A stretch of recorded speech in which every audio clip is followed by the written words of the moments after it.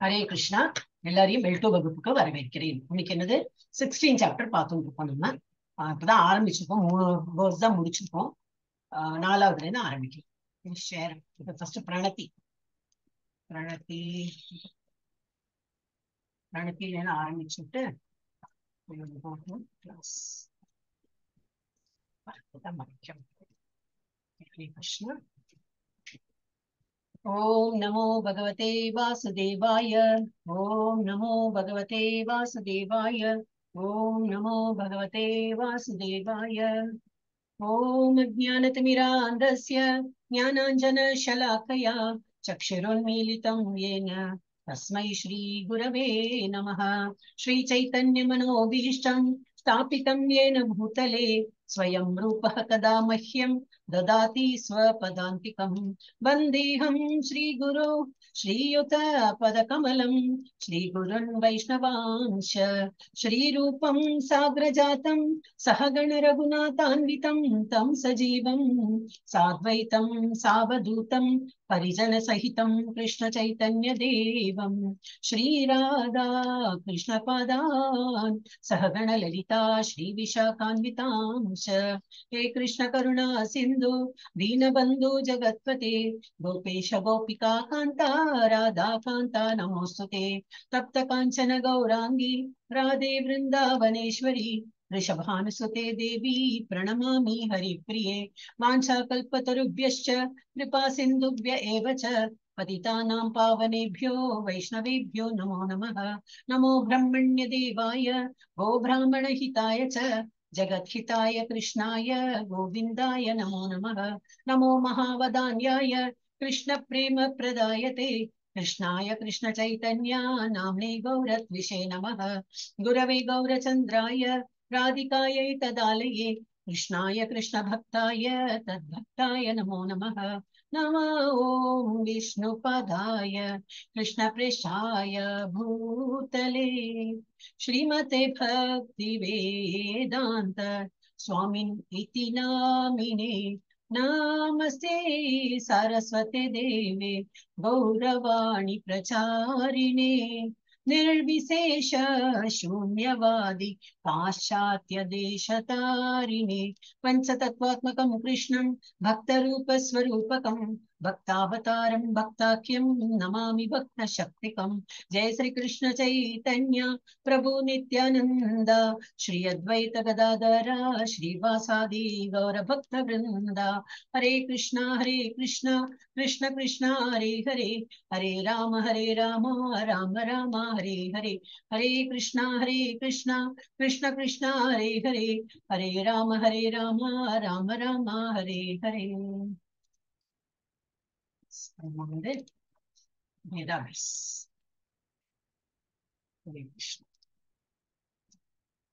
S Aishwarya Mataji படிக்க மாட்டாங்க. அடுத்த கீதா மாதாஜி தான் ஆரம்பிக்கணும். ஹரே கிருஷ்ண மாதாஜி. படிங்க மாதாஜி. தம்போ தர்போ அபிமானச்ச क्रोध पारुष्यम एवच अज्ञान जादस्य पार्थ संपदम आश्रितम। दम्ब ஆசுரீம் தம்ப தற்பெருமை தர்ப்ப அகந்தை அபிமான வீண் அபிமானம் ச மேலும் குரோத கோபம் பாருஷ்யம் கொடூரம் ஏவ நிச்சயமாக ச மற்றும் அஞ்ஞானம் அறியாமை ச மேலும் மற்றும் அபிஜாதஸ்ய பிறந்தவனின் பார்த்த பிரித்தாவின் மகனே சம்பதம் குணங்கள் ஆசுரும் அசூர இயற்கையின் பிரித்தாவின் மகனே தற்பெருமை அகந்தை வீண் அபிமானம் கோபம் கொடூரம் அறியாமை ஆகிய அசூர இயல்புடையவர்களின் குணங்களாகும். பொருளுரை.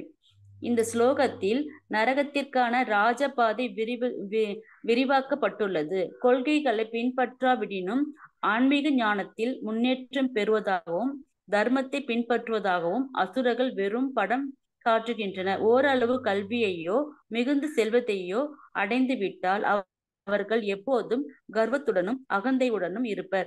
மற்றவர்கள் தம்மை வழிபட வேண்டும் என்று அவர்கள் விரும்புகின்றனர். பிறரால் மதிக்கப்படுவதற்கான தகுதி அவர்களிடம் இல்லாவிடினும் மதிப்பளிக்கும்படி வற்புறுத்துகின்றனர். அவர்கள் அற்பமான விஷயங்களில் மிகவும் கோபமுற்று கொடூரமாக பேசுகின்றனர்.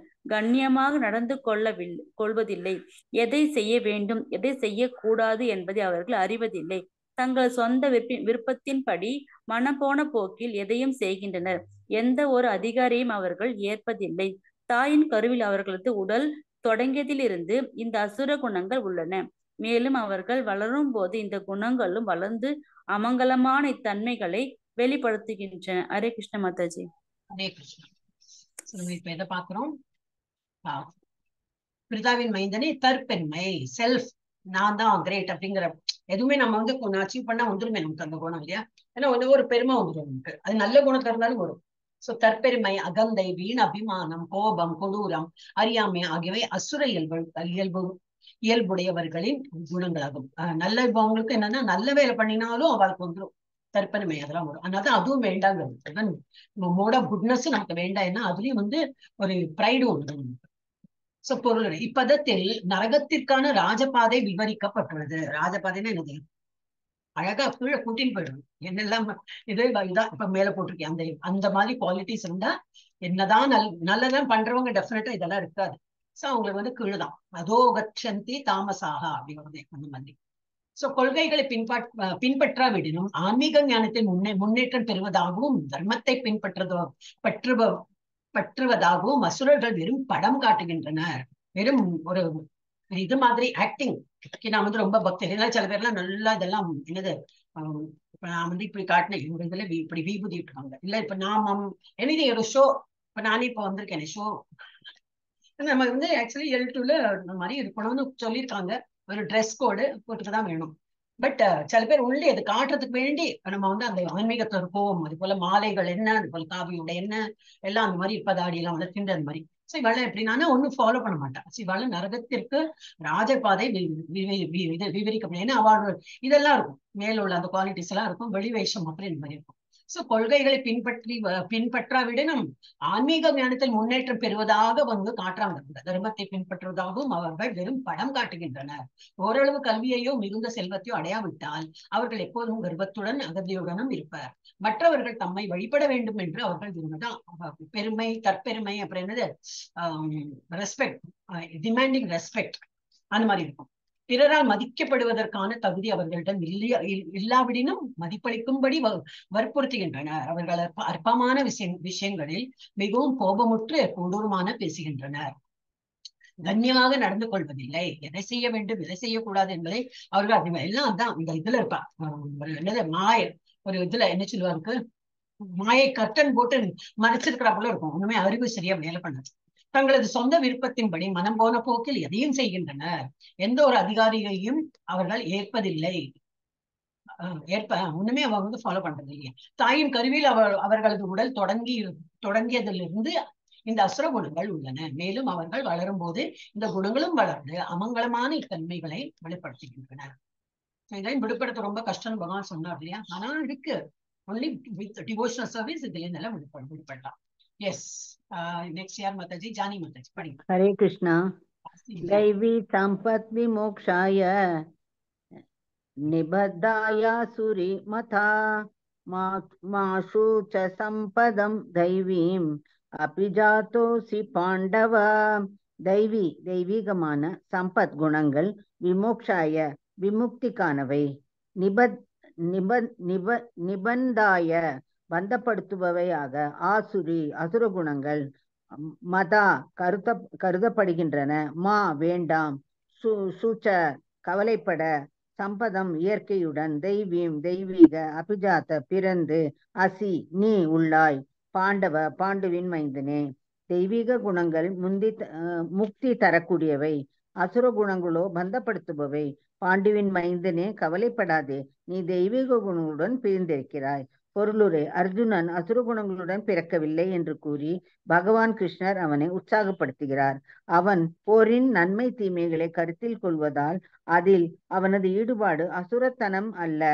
மதிக்கத்தக்கவர்களான பீஷ்மர், துரோணர் முதலியோர் கொல்லப்பட வேண்டுமா இல்லையா என்பதை அவன் கருத்தில் கொண்டான். இதிலிருந்து கோபம், வீண் அபிமானம் அல்லது கொடூரத்தில் ஆதிக்கத்தின் கீழ் அவன் செயல்படவில்லை என்பது தெரிகின்றது. எனவே அவன் அசுர குணத்தில் இல்லை. போரில் ஈடுபடும் சத்திரியனுக்கு சத்திரியனுக்கு எதிரியின் மீது அம்புகளை எய்தல் தெய்வீகத்தன்மையை கருதப்படுகிறது. அத்தகு கடமையிலிருந்து விலகுதல் அசுரத்தன்மை ஆகும். எனவே அர்ஜுனனுக்கு கவலைப்பட காரணம் எதுவும் இல்லை. வாழ்வின் பல்வேறு நிலைகளுக்கென்று உள்ள ஒழுக்க நெறிகளை ஆற்றுபவன் எவனும் தெய்வீக குணத்தில் நிலை பெற்றுள்ளான். ஹரே கிருஷ்ணா. சோ அர்ஜுனனுக்கு இவர் எது சொல்லி பேட் பண்ணி கொடுக்குறாரு. எல்லாம் சொல்றேன், ஆனா நீ அந்த மாதிரி பிறக்கலை, உனக்கு அசுர குணத்தோட நீ பிறக்கவில்லைங்கிறது ஒரு இப்படி இருக்க மாதிரி நடுநடுல தட்டி கொடுக்கணும் நீ, அந்த மாதிரி. சோ தெய்வீக குணங்கள் முக்தி தரக்கூடியவை. அசுர குணங்களும் இது கொடுத்திருக்க முக்தி தரக்கூடிய, பட் அதுலயும் டிராபேக் இருக்குன்னு சொல்லிட்டு வேற ஸ்லோகத்தை கொடுத்திருக்கா. அசுர குணங்களும் பந்தப்படுத்துபவை. திரும்பி அவங்க தேவ உலகத்தை திரும்பி பிறப்பார்கள். எதிர்பார்ப்பு இருக்கும், துக்கம் இருக்கும், அதனால வருவாங்க. பாண்டுவின் மைந்தனை கவலைப்படாதே, நீ தெய்வீக குணங்களுடன் பிறந்திருக்கிறாய். அர்ஜுனன் அசுர குணங்களுடன் பிறக்கவில்லை என்று கூறி பகவான் கிருஷ்ணர் அவனை உற்சாகப்படுத்துகிறார். மெயினா ஒரு குருவோடு இது என்னது, டிராபேக் இருக்கும், டிராபேக்கை சுட்டியும் காட்டணும். And at the same time இல்ல யூர் ஓகே, நீ நல்லாதான் பண்ணிட்டு இருக்க, யூ கோ அஹெட் அப்படின்னு. அவன் போரின் நன்மை தீமைகளை கருத்தில் கொள்வதால் அதில் அவனது ஈடுபாடு அசுரத்தனம் அல்ல. இல்ல போர்ல அப்படித்தானே எல்லாம் கொலை கொள்ளை இதெல்லாம் தானே நடக்கும். சோ அவன் அசுரத்தனத்துல இருக்கானோன்னு அந்த மாதிரி ஒரு இது இருக்கும், கன்ஃபியூஷன். அப்போ அவனோட டியூட்டி அது அசுரத்தனம். அந்த இது போர்ல போர் புரியறது அவனோட டியூட்டி, அதுல கொல்லப்படலாம். அதனால அது டியூட்டியா இருக்கிறதுனால அது அசுரத்தனம் இல்லை அப்படின்னு சொல்லிட்டு பகவான் எடுத்து சொல்றார். அவன் போரின் நன்மை தீமைகளை கருத்தில் கொள்வதால் அதில் அவனது ஈடுபாடு அசுரத்தனம் அல்ல. மதிக்கத்தக்கவர்களான பீஷ்மர், துரோணர் போன்றவர்கள் கொல்லப்பட வேண்டுமா இல்லையா என்பதை அவன் கருத்தில் கொண்டான். இதுல இருந்து என்னது, who has to decide? அவெல்லாம் கொல்லப்படணுமா வேண்டாமான்னு யாரு டிசைட் பண்ணும்? கிருஷ்ணர் தான். கிருஷ்ணர் அது ஆல்ரெடி டிசைடட். அவெல்லாம் அந்த ஒரு பர்டிகுலர் டைம் வரைக்கும் தான் இருப்பாங்க, அதுக்கப்புறம் இறக்க போறாங்க அப்படின்னு. அப்ப யார் மூலமா இருக்கணும்? ஏதோ ஒரு இது வரணுமே, நிமித்த காரணம். அப்ப இவன் அவர் ஒரு நிமித்த காரணம், இவன் மூலமா அவங்க இறக்க போறாங்க. சோ அந்த ஒரு ஐடியாலதான் இவரெல்லாம் பண்ணிட்டு இருப்பார் கிருஷ்ணர். சோ என்னது, இதுல இருந்து கோபம், வீண் அபிமானம் அல்லது கொடூரமான ஆதிக்கத்தின் கீழ் அவன் செயல்படவில்லை என்பது தெரிகின்றது. எனவே அவன் அசுர குணத்தில் இல்லை. போரில் ஈடுபடும் சத்திரியனுக்கு எதிரியின் மீது அம்புகள் எய்தல் தெய்வீகத்தன்மையாக கருதப்படுகிறது. So it is his duty. அப்ப அவனோட டியூட்டி பண்ணோம் தான். அதனால ஒரு தீமையோ, அதனால ஒரு பாவ செயலோ அந்த மாதிரி கிடையாது. அதனால அவன் அசுரத்தனமான வேலையும் பண்றது இல்லை அப்படின்னு சொல்றான். அத்தகு கடமையிலிருந்து விலகுதல் அசுரத்தன்மையா. இன்ஃபேக்ட் அந்த டியூட்டியை பண்ணாம இருந்தாதான் அது அசுரத்தன்மையாகும். எனவே அர்ஜுனனுக்கு கவலைப்பட காரணம் எதுவும் இல்லை. வாழ்வின் பல்வேறு நிலைகளுக்கென்று உள்ள ஒழுக்க நெறிகளை ஆற்றுபவன் எவனும் தெய்வீக குணத்தில் நிலை பெற்றுள்ளான். நம்மளுடைய ஒரு இதுல நம்ம நிலையில இருக்கோம், அந்த நிலையில என்னெல்லாம் பண்ணுமோ அது நம்ம பண்ணதான் வேணும். அதுல இது கிடையாது, என்னது நம்ம டியூட்டி பண்ணிட்டு இருந்தாலே அது தெய்வீக குணத்தில் நம்ம இருக்கோம். எஸ். அதுக்கப்புறம் யாரு மாதாஜி? ஜெயந்தி மாதா படிக்க முடியுமா மாதாஜி? படிக்கலாம் மாதாஜி. இல்லையா? படிங்க. द्वौ पुदर्शौ लोकेश வாய்ஸ் ரொம்ப கம்மியா இருக்கு. द्वौ पुदर्शौ लोकेस्मिन् मिन्दै आशुर्येव च दैवो विस्तर प्रोक्तो आशिरं पार्थ मे शृणु. दैवो, நான் சொல்றேன் மாதாஜி ரிப்பீட் பண்ணுங்க. दैवो विस्तरशः प्रोक्त. दैवो विस्तर प्रोक्त. இது ஷ வரலையே. दैवो विस्तरशः प्रोक्त. दैवो विस्तरशः प्रोक्त आशुरं पार्थ मे शृणु. புக் எடுத்துட்டு வரல மாதாஜி, அதனாலதான். அச்சா, புக்கு கொண்டு வரலையா? இதை பார்த்து படிக்கணுங்களா? கண்ணாடி வேணுமா? எப்பவும் புக் எடுத்து வரும், இன்னைக்கு புக் எடுத்து வரல மாதாஜி. நான் எடுத்து வச்சத பாப்பா எடுத்து ஒளிச்சு வச்சுட்டா மாதாஜி. எப்ப பார்த்தாலும் 2 புக்கையும் தூக்கிக்கிட்டே வரீங்க, வெயிட் எனக்கு அதிகமா இருக்கு அப்படின்னு. அப்ப இங்க ஒரு புக் வச்சிருங்க, அது ஒரு புக் எக்ஸ்ட்ரா வாங்கி அந்த ஓசூர்லயும் வச்சிருங்க, அவ்வளவுதான். இங்க ஒரு புக் இருக்கு மாதாஜி, அது இங்கிலீஷ் மாதாஜி. அவ பெரியவ வச்சிருக்கிறா மாதாஜி, பாகவதம் பகவத்கீதை எல்லாம் அவன் வச்சிருக்கிறா Mataji. Very nice, very nice. படிங்க. द्वौ 2 படிக்க வருமா வராதா உங்களுக்கு? வரும் மாதாஜி. ஓகே, வரும் மாதாஜி. द्वौ 2 பூத சர்கௌ படைக்கப்பட்ட உயிர்வாளிகள், லோகே இவ்வுலகத்தில், அஸ்மின் இந்த, தெய்வீகமானவர்கள், அசுரர்கள், ஏவ நிச்சயமாக, ச மற்றும் தெய்வீகமான, விஸ்தரக விவரமாக, உங்களுக்கு மறையிறது விஸ்தரஷக விஸ்தரஷக விவரமாக புரோக்தக கூறினேன் ஆஷுரும் அசுரத்தனமான பார்த்த பிரித்தாவின் மைந்தனே மே என்னிடம் இருந்து ஸ்ருணு கேட்பாயாக. மொழிபெயர்ப்பு.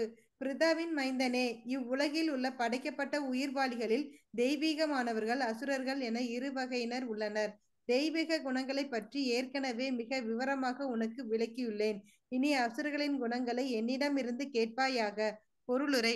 அர்ஜுனன் தெய்வீக குணங்களுடன் பிறந்துள்ளான் என்பதை அவனிடம் உறுதி செய்த பின் பகவான் கிருஷ்ணர் தற்போது அசுரத்தனமான பாதையை விவரிக்கின்றார்.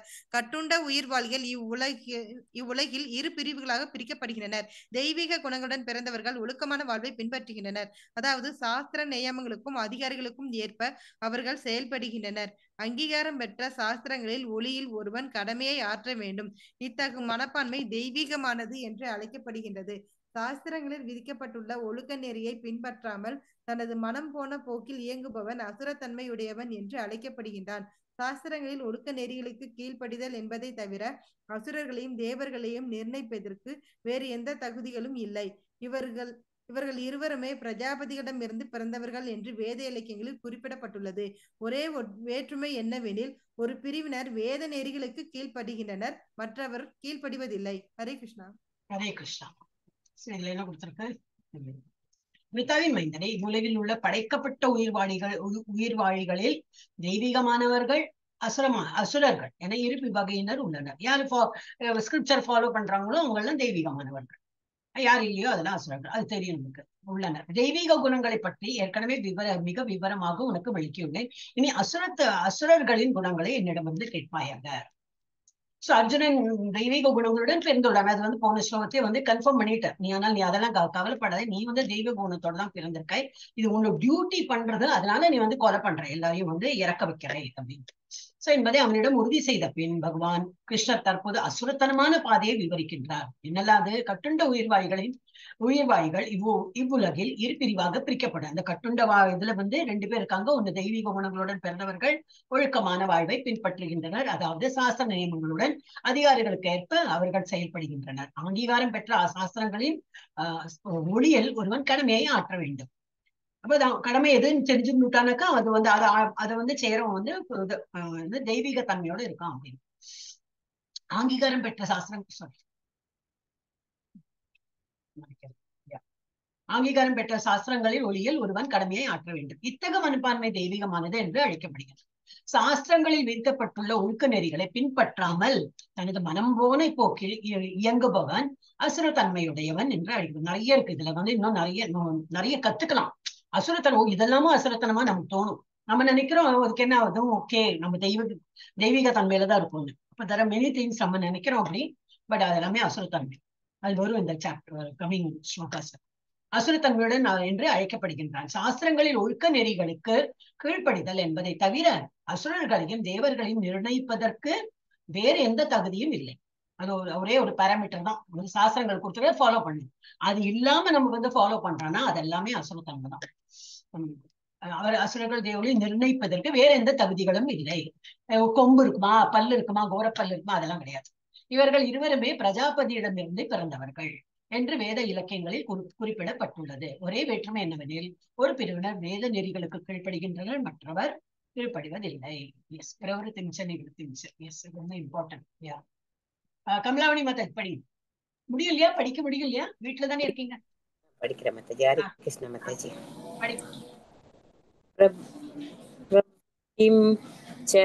நிவ்ருத்திம் ச ஜனான விதுராசுரா நசௌசம் நாபி சாச்சாரோ ந சத்யம் தேஷு வித்யதே. பிரவித்தியம் முறையான செயல், ச மற்றும் நிவ்ருத்தியும் முறையற்ற செயல், ச மற்றும் ஜனா நபர்கள், ந இல்லை, விது அறிவது, ஆசுரா அசுர குணத்தில், ந இல்லை, சௌச்சம் தூய்மை, ந இல்லை, அபி கூட, ச மேலும், ஆச்சார நடத்தை, ந இல்லை, சத்தியம் வாய்மை, தேஷு அவர்களில், வித்தியத்தை இருப்பது. மொழிபெயர்ப்பு. அசுரத்தன்மை உடையவர்கள் அசுரத்தன்மையுடையவர்கள் என்ன செய்ய வேண்டும் என்றும் என்ன செய்யக்கூடாது என்றும் அறிவதில்லை. தூய்மையோ முறையான நடத்தையோ வாய்மையோ அவர்களில் காணப்படுவதில்லை. பொருளுரை. நாகரிகம் உடைய ஒவ்வொரு மனிதனும் சமூகத்தில் குறிப்பிட்ட சட்டத்திட்டங்கள் தொன்று தொட்டு பின்பற்றப்பட்டு வருகின்றன. அதிலும் குறிப்பாக வேத நாகரிகத்தை பின்பற்றுவர்களும் நாகரிகமான மக்களில் மிகவும் முன்னேறியவர்களாக அறியப்படுவர்களுமான ஆரியர்களின் மத்தியில் சாஸ்திர விதிகளை பின்பற்றாதவர்கள் அசுரர்களாக கருதப்படுகின்றனர். எனவே அசுரர்கள் சாஸ்திர விதிகளை அறியாதவர்கள் என்றும் அவ்விதிகளை பின்பற்றுவதற்கான நாட்டமும் இல்லாதவர்கள் என்றும் இங்கே கூறப்பட்டுள்ளது. அவர்களில் பெரும்பாலான நபர்கள் இவ்விதிகளை அறியாதவர்கள்.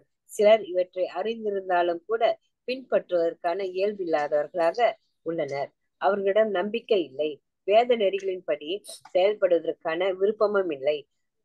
அகத்திலும் சரி புறத்திலும் சரி அசுரர்கள் தூய்மை இல்லாதவர்கள். நீராடுதல், பற்களை துலக்குதல், சவரம் செய்தல், ஆடைகளை மாற்றுதல் போன்ற செயல்களின் மூலம் ஒருவன் எப்பொழுதும் தன் உடலை தூய்மையாக வைத்துக் கொள்ள வேண்டும். அக தூய்மையை பொறுத்தவரை இறைவனுடைய புனித நாமங்களை எப்பொழுதும் நினைவு கொள்ள வேண்டும். இவ்வாறு ஹரே கிருஷ்ணா கிருஷ்ண கிருஷ்ண ஹரி ஹரே, ஹரே ராம ராம ராம ஹரே ஹரே என்று உச்சரிக்க வேண்டும். அகம் மற்றும் புற தூய்மைக்கான இத்தகு விதிகளை அசுரர்கள் விரும்புவதும் இல்லை, பின்பற்றுவதும் இல்லை.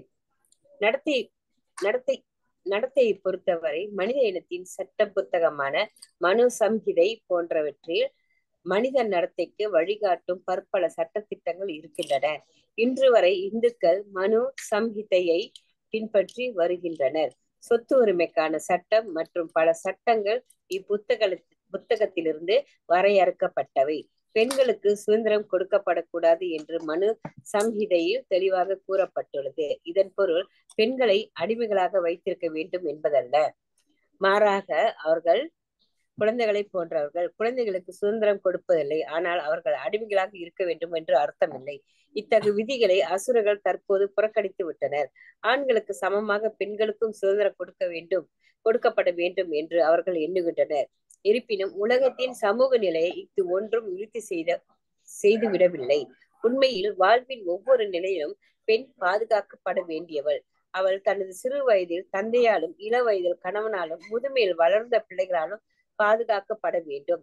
மனு சம்ஹிதையின்படி இதுவே முறையான சமூக நடத்தை. ஆனால் நவீன கல்வி முறையோ பெண்களின் வாழ்வை பற்றிய ஒரு கர்வமான கருத்தை செயற்கையாக வடிவமைத்துள்ளது. இதனால் திருமணம் என்பது தற்போது ஒரு கற்பனையாகிவிட்டது. மேலும் பெண்களின் நன்னடத்தையும் தற்காலத்தில் நன்றாக இல்லை. இவ்வாறாக சமூகத்திற்கு நன்மை பயக்கும் நெறிகளை அசுரர்கள் ஏற்பதில்லை.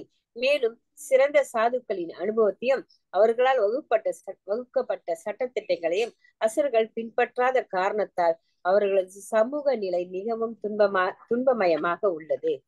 ஹரே கிருஷ்ணா மாதாஜி. ஹரே கிருஷ்ணா. நிறைய பேருக்கு வந்து இதை அக்செப்ட் பண்ண மாட்டாங்க. பட் இதுதான் ஃபேக்ட். ஏன்னா ஒரு சதாச்சார கிளாஸ்ல வந்து ஒருத்தர் கேட்டார், அது என்ன அப்படி நானே அது அப்படிதான் எழுதியிருக்கு ஸ்கிரிப்சர்ல, அண்ட் நான் வந்து அதை ஆமோதிக்கிறேன் அப்படின்னு. அவருக்கு அது அப்புறம் அடுத்த கிளாஸ்லயும் வரல. வந்த 2-3 கிளாஸ் தான் வந்தார். அவருக்கு கடைசி அட்டன் பண்ணதான் கொஞ்சம் அவர் கேட்டார், இது என்ன இப்படி எழுதியிருக்கு, கேர்ள்ஸ்க்கு என்ன ஃப்ரீடம் இல்லையா அப்படின்னு. நானே அப்படிதான் கொடுத்துருக்கேன். That is a fact. என்னதான் வந்து இப்போ பெண்களை படிக்க வச்சாலும் என்ன பண்ணாலும் அவங்களுக்கு வந்து ஒரு பாதுகாப்பு தேவை. எல்லாம் பிகாஸ் பிசிக்கலி வீக். வந்து they may be doing all the work, எல்லாம் ஸ்ட்ராங்கா இருப்பாங்க. பட் அவங்க வந்து கொஞ்சம் பிசிக்கலா வீக்கா இருக்காங்க. யாரோட தயவு வேண்டியிருக்கும். இப்போ நம்ம இதுலயும் நம்ம சொல்லும் போது many people will not accept. அதானா கஷ்டங்கள் இன்னைக்கு கூட இப்போ ஒரு நியூஸ் பார்த்திருந்தேன். ஒரு கஷ்டம்லாம் பார்க்கும்போது அதனாலதான் பத்தியா ஒரு ஆண் துணை இல்லாதக்கு இருக்கிறதுனாலதான் அவங்களுக்கு அந்த இது இருக்குன்னு. ஒரு ஆண், அது அப்பாவா இருக்கட்டும், அண்ணாவா இருக்கட்டும், ஒரு தாத்தாவோ, ஏதோ ஒரு புருஷன் வேணும். அப்பதான் வந்து இது அவங்களுக்கு பலம் இருக்கும். ஸோ இதுல வந்து அதான் கொடுத்துருக்க. நிறைய திங்க் ஓவர் பண்ணி தான் எழுதியிருக்காரு. நிறைய he must have referred also. அவரோட சொந்த கருத்து கொடுத்திருக்கார். பட் வித் ரெஃபரன்ஸ், நிறைய ரெஃபரன்ஸ், அவரோட ஆச்சாரியோட ரெஃபரன்ஸ்ல போட்டுதான் எழுதியிருக்காரு. சோ இதுல என்ன கொடுத்துருக்க, அசுரத்தன்மையுடையவர்கள் என்ன செய்ய வேண்டும் என்றும் என்ன செய்யக்கூடாது என்றும் அறிவதில்லை. தூய்மையோ முறையான நடத்தையோ வாய்மையோ அவர்களில் காணப்படுவதில்லை. கன்ஃபியூஸ் ஸ்டேட் ஆஃப் மைண்ட்ல இருக்காங்க. ஏன்னா வந்து ஸ்கிரிப்சர்ஸ் எல்லாம் ஃபாலோ பண்றது. ஸ்கிரிப்சர் ஃபாலோ பண்ணா கண்ணு முடியும் ஃபாலோ பண்ணதான். If you have total faith, பகவான் ஃபெய்த் இருக்குன்னா ஸ்கிரிப்சர்லயும் ஃபெய்த் இருக்கணும், and you have to follow. நாகரிகமுடைய ஒவ்வொரு மனித சமூகத்திலும் குறிப்பிட்ட சட்ட திட்டங்கள் தொன்று தொட்டு பின்பற்ற வருகின்றன. நாகரிகமுடையனாக்க இப்பதான் கொஞ்சம் கொஞ்சமா இப்ப நாகரிக அதிகரிச்சுட்டே போறதே. அப்போ ஒரு சட்ட திட்டங்கள் இருக்கு, அதை வந்து ஃபாலோ பண்ணிட்டு இருக்காங்க. அதிலும் குறிப்பாக வேத நாகரிகத்தை பின்பற்றுபவர்களும் நாகரிகமான மக்களில் மிகவும் முன்னேறியவர்களாக அறியப்படுபவர்களுமான ஆசிரியர்களின் மத்தியில் சாஸ்திர விதிகளை பின்பற்றாதவர்கள் அசுரர்களாக கருதப்படுகின்றனர். வர வர இப்ப நாகரிகத்துல என்னது இப்போ ரீசெண்ட் நாகரிகத்துல எல்லாம் என்ன ஆகுதுனாக்கா இந்த இதெல்லாம் வந்து ஏற்கிறது இல்லை. அவெல்லாம் வந்து இந்த ஸ்கிரிப்சரல் ஸ்டடிஸ் எல்லாம் அவ ஏத்துக்கிறது இல்லை. சோ அவ வந்து என்னது, அவ ஆசிரியர்கள் மக்களில் மிகவும் முன்னேறியவர்களாக அறியப்படுபவர்களுமான ஆசிரியர்களின் மத்தியில் சாஸ்திர விதிகளை பின்பற்றாதவர்கள் அசுரர்களாக கருதப்படுகின்றன. ஏன்னா இவெல்லாம் மோஸ்ட்லி சோ கால்டு ஹை ஸ்டேட்டா சொசைட்டில இருக்கிறவங்கள சாஸ்திரத்தெல்லாம் அவ்வளவு ஈஸியா வந்து ஃபாலோ பண்றது இல்லை. அப்ப அவெல்லாம் அசுரர்களாக கருதப்படுகிறார்கள். எனவே அசுரர்கள் சாஸ்திர விதிகளை அறியாதவர்கள் என்றும் அவ்விதிகளை பின்பற்றுவதற்கான நாட்டமும் இல்லாதவர்கள் என்றும் இங்கே கூறப்பட்டது. அப்ப அவள் ஃபர்ஸ்ட் என்னது, அவள் தெரியாது, அவன் வந்து ஸ்கிரிப்சர் ஸ்டடிஸ் பண்ண மாட்டா, தெரிஞ்சாலும் பின்பற்ற மாட்டா. இதெல்லாம் நான் ஏன் பண்ணணும், நான் ஹை ஸ்டேட் இதுல இருக்கேன், படிச்சிருக்கேன், என்னால பண வசதி அது இதே ஒன்று இருக்கும், அதனால நான் அதெல்லாம் அந்த பட்டிக்காட்டான் அவன் தான் பண்ணிட்டு இருந்தான், படிக்காத முட்டாள் பண்ணிட்டு இருந்தான், நான் தான் படிச்சிருக்கேனே, இந்த மாதிரி நிறைய இருக்கும். நம்ம அதுலயே பார்த்தோன்னா நம்ம கிட்டே அந்த மாதிரி இருக்கும் சில சுபாவங்கள்லாம். எப்போதும் ஒன்ஸ்னவே நம்மளே வந்து ஊடுருவி பார்த்தா எஸ் நானும் ரொம்ப இவால்வ் ஆகி நான் அந்த மாதிரி எண்ணம் எனக்கும் வந்திருக்கேன் அப்படின்னா தோணும். அட்லீஸ்ட் நான் செல்ஃப் அனலைஸ் பண்ணுவேன். சோ அப்படி இருக்கணும் அப்படியே ஒருக்கா ஒரு கொஸ்டின் கேட்பேன். அப்புறம் நானே சொன்னேன், இல்ல தெரியுண்டே யாரும் பண்ண மாட்டா, தெரியும் அப்படின்னா அப்ப நீ வந்து ஃபாலோ பண்ண மாட்டேன். இன்னும் நம்ம வந்து ஒரு இதை கிராஸ் பண்றோம் அப்படின்னா நம்ம பண்ணவும் மாட்டோம். தெரியாத இருக்கிற வரைக்கும் நம்ம பண்ணிட்டே இருக்கோம். So we have to know. அது எப்போ தெரியும், இதெல்லாம் படிச்சுட்டே இருந்தாதான் தெரியும். அசுரத்தனம் வந்து விட்டா every time we have to question ours. அசுரத்தனம் வந்து விட்டோம், நம்ம எப்படி இருக்கோமோ, நம்ம கீழே போறோமா அப்படின்னு நம்ம பார்த்துட்டே இருக்கோம். எனவே அசுரர்கள் சாஸ்திர விதிகளை அறியாதவர்கள் என்றும் அவ்விதிகளை பின்பற்றுவதற்கான நாட்டமும் இல்லாதவர்கள் என்றும் இங்கே கூறப்பட்டுள்ளது. அவர்களில் பெரும்பாலான நபர்கள் என்பது இவ்விதிகளை அறியாதவர்கள், மோஸ்ட்லி வந்து தெரியாதவர்கள். சிலர் இவற்றை அறிந்திருந்தாலும் கூட பின்பற்றுவதற்கான இயல்பில்லாதவர்களாக உள்ளனர். அவர்களிடம் நம்பிக்கை இல்லை. அதான் பேசிக் என்னது, ஒரு ஃபெய்த் வேணும். அதான் இப்ப முதல்ல என்னது, ஒரு ஃபெய்த் வேணும். அதுலதான் ஒரு ஃபியர்லெஸ்னஸே வரும். அப்படி நம்ம அந்த தெய்வீக அசுர குணத்துல ஃபர்ஸ்ட் என்ன கொடுத்துருக்கு, ஃபியர்லெஸ்னஸ். அந்த ஃபியர் எப்போ இருக்காது, எப்போ பயம் இருக்காது, எப்போ டோட்டல் ஃபெய்த் பகவான் இருக்குமோ அப்ப நமக்கு வந்து பயம் இருக்காது. அந்த ஃபெய்த் அதிலேயே கண்டுபிடிச்சிடணும். நமக்கு ஏதோ ஒரு பயம் இருக்குன்னா ஏன் நமக்கு அந்த பயம் வந்து நம்மளே கொஸ்டின் பண்ணிக்கணும். ஓ இப்போ தட் மீன்ஸ் எனக்கு இன்னும் அந்த பகவான் பேர்ல அந்த ஃபெய்த் வரல, எங்கேயோ குறையிறது, அதனால எனக்கு இன்னும் பயம் இருக்குன்னு சொல்லிட்டு நமக்கு. அப்ப அதுதான் ஃபர்ஸ்ட் ஃபெய்த். நமக்கு வந்து பகவான் இந்த ஸ்கிரிப்சர்ஸ்ல கொஞ்சம் நல்ல ஃபெய்த் இருக்கும்.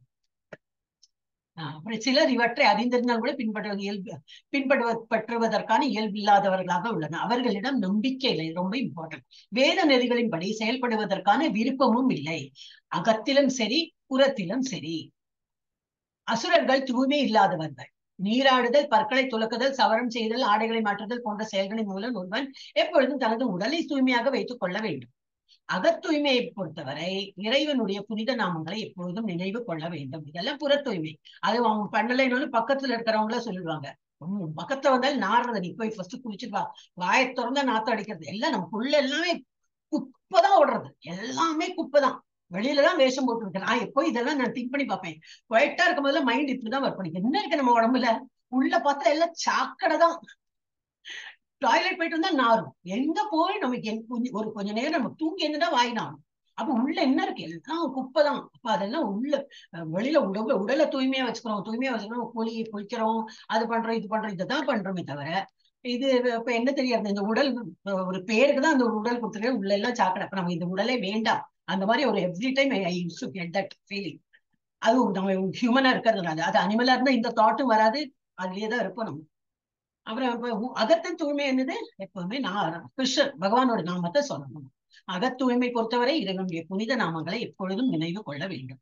இவ்வாறு ஹரே கிருஷ்ணா கிருஷ்ண கிருஷ்ணா ஹரே ஹரே, ஹரே ராம ராம ராம ஹரே ஹரே நித்தியம் சொல்லிட்டே என்று உச்சரிக்க வேண்டும்.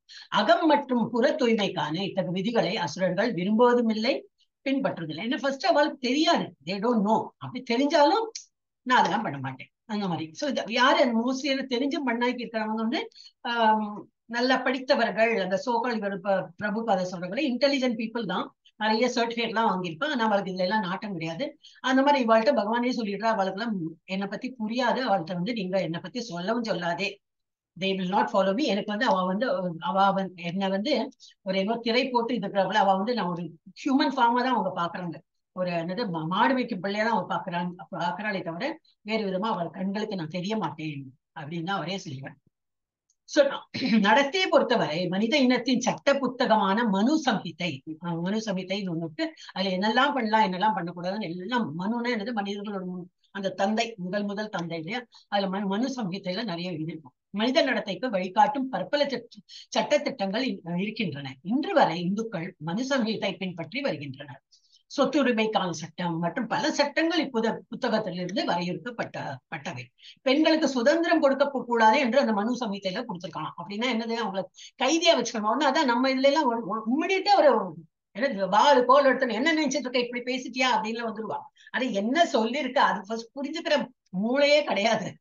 அசுரத்தனம், நீனா என்ன அசுரத்தனம், நீ எப்படி அப்படி சொல்வ, அதுல என்ன அப்படி போட்டிருக்கு அப்படி, நான் என்ன படிச்சது இல்லையா, நான் என்ன வேலைக்கு போகலையா, உன்னை விட ஜாஸ்தி அப்படி இப்படின்னு ஆரம்பிச்சிருக்கோம். சோ பெண்களுக்கு சுதந்திரம் கொடுக்க கூடாதுன்னு அதுல எழுதியிருக்கான். என்ன கொடுக்க அப்படின்னா என்னது தெளிவாக கூறப்பட்டுள்ளது. இதன் பொருள் பெண்களை அடிமைகளாக வைத்திருக்க வேண்டும் என்பதல்ல, மாறாக அவர்களை குழந்தைகளை போன்றவர்கள். ஒரு குழந்தைய சும்மா விட்டுட்டு எல்லாம் அதை பார்த்துக்கோன்னு சொல்லிட்டு விடுவோமா, அப்படி பார்த்து நம்மளை வந்து நம்ம பார்த்துக்கணும் இல்லையா, அந்த மாதிரி பெண்கள்லாம் அந்த மாதிரி, அது என்ன வயசா இருந்தாலும் சரி, அவன் அந்த மாதிரி டெண்டர் பீப்புள். அப்போ அந்த மாதிரி ஓஹோ அப்படியா, அப்ப நாங்களாம் ரொம்ப நல்லவங்களா, சரி அப்ப நமக்கு பிடிக்கும். அது அவ்வளவு பச்சையா எழுதலைனாப்போ நமக்கு வந்து ஒரு கோவம். சோ குழந்தைகளுக்கு சுதந்திரம் கொடுக்கப்படுவதில்லை. கேட்டதெல்லாம் நம்ம வாங்கி கொடுப்பாம, இல்ல அது ஐஸ்கிரீம் சாப்பிட்டா உனக்கு கோல்டு வரும், வேண்டாம், இது மாதிரி ஏதோ சம்திங் நம்ம வந்து தடை விதிச்சு இது பண்ணிட்டே இருப்போம். வெளியில போய் விளையாடணும், வேண்டாம் இப்ப வேண்டாம், வெயில் இருக்கு, அப்புறம் ரொம்ப மயக்கம் வரும், ரொம்ப வெயில், ஏதோ ஒண்ணு சொல்லுவோம். இல்ல அங்க கொஞ்சம் டேஞ்சர் இருக்கு, அங்க போகாது, இங்க விளையாடு எல்லாம் சொல்லுவோம். அதே போல அவளுக்கு வந்து நம்ம வந்து அவ்வளவு வேகம் ஃப்ரீடம் கொடுக்கறது இல்லை. ஏன்னா அவளுக்கு அங்க ஒரு டேஞ்சர் இருக்குன்னு தெரியும் நமக்கு, அதனால. சோ ஆனால் அவர்கள் அடிமைகளாக இருக்க வேண்டும் என்று அர்த்தம் இல்லை. அப்ப நம்ம குழந்தைகளை என்ன அடிமையா வச்சிருக்கோமா, இல்ல. பட் இஃப் த சில்ட்ரன், குழந்தைகள் அந்த மாதிரி நினைக்கிறேன்னா அது தப்பு இல்லையா, அப்ப நம்ம எடுத்து சொன்னோம் இல்ல உன் மேல அக்கறை இருக்கு, அதனால. அதே போலதான் மனு சம்ஹிதையில பெண்களுக்கு மேல ஒரு அக்கறை இருக்கிறதுனால அதெல்லாம் கொடுத்திருக்காங்க என்று அர்த்தம். இத்தகைய விதிகளை அசுரர்கள் தற்போது புறக்கணித்து விட்டனர்.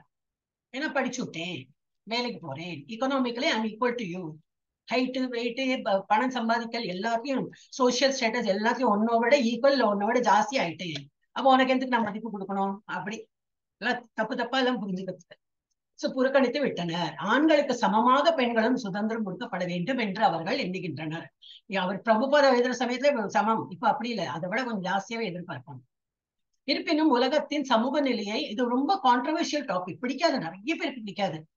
நமக்கே பீங் லேடிஸே அந்த முஸ்லிம்ஸோட இதெல்லாம் கொடுக்குறாங்க இல்லையா, அந்த லேடிஸே சொல்றாங்க எங்களுக்கு இது வேண்டாம், எங்களுக்கு ட்ரிபிள் தலாக் வேணும், எங்களுக்கு இது வேணும் அப்படின்னு அவளே சொல்றாங்க. அந்த மாதிரி சர்டன் கும்பல் இருக்காங்க. ஐயா அதை உங்களை பந்தப்படுத்துறது, உங்களுக்கு தான் ஃப்ரீடம் இல்லைன்னு, இல்லை எங்களுக்கு அது வேணும், அந்த மாதிரி எல்லாம் மூளை இருக்கிறாங்க.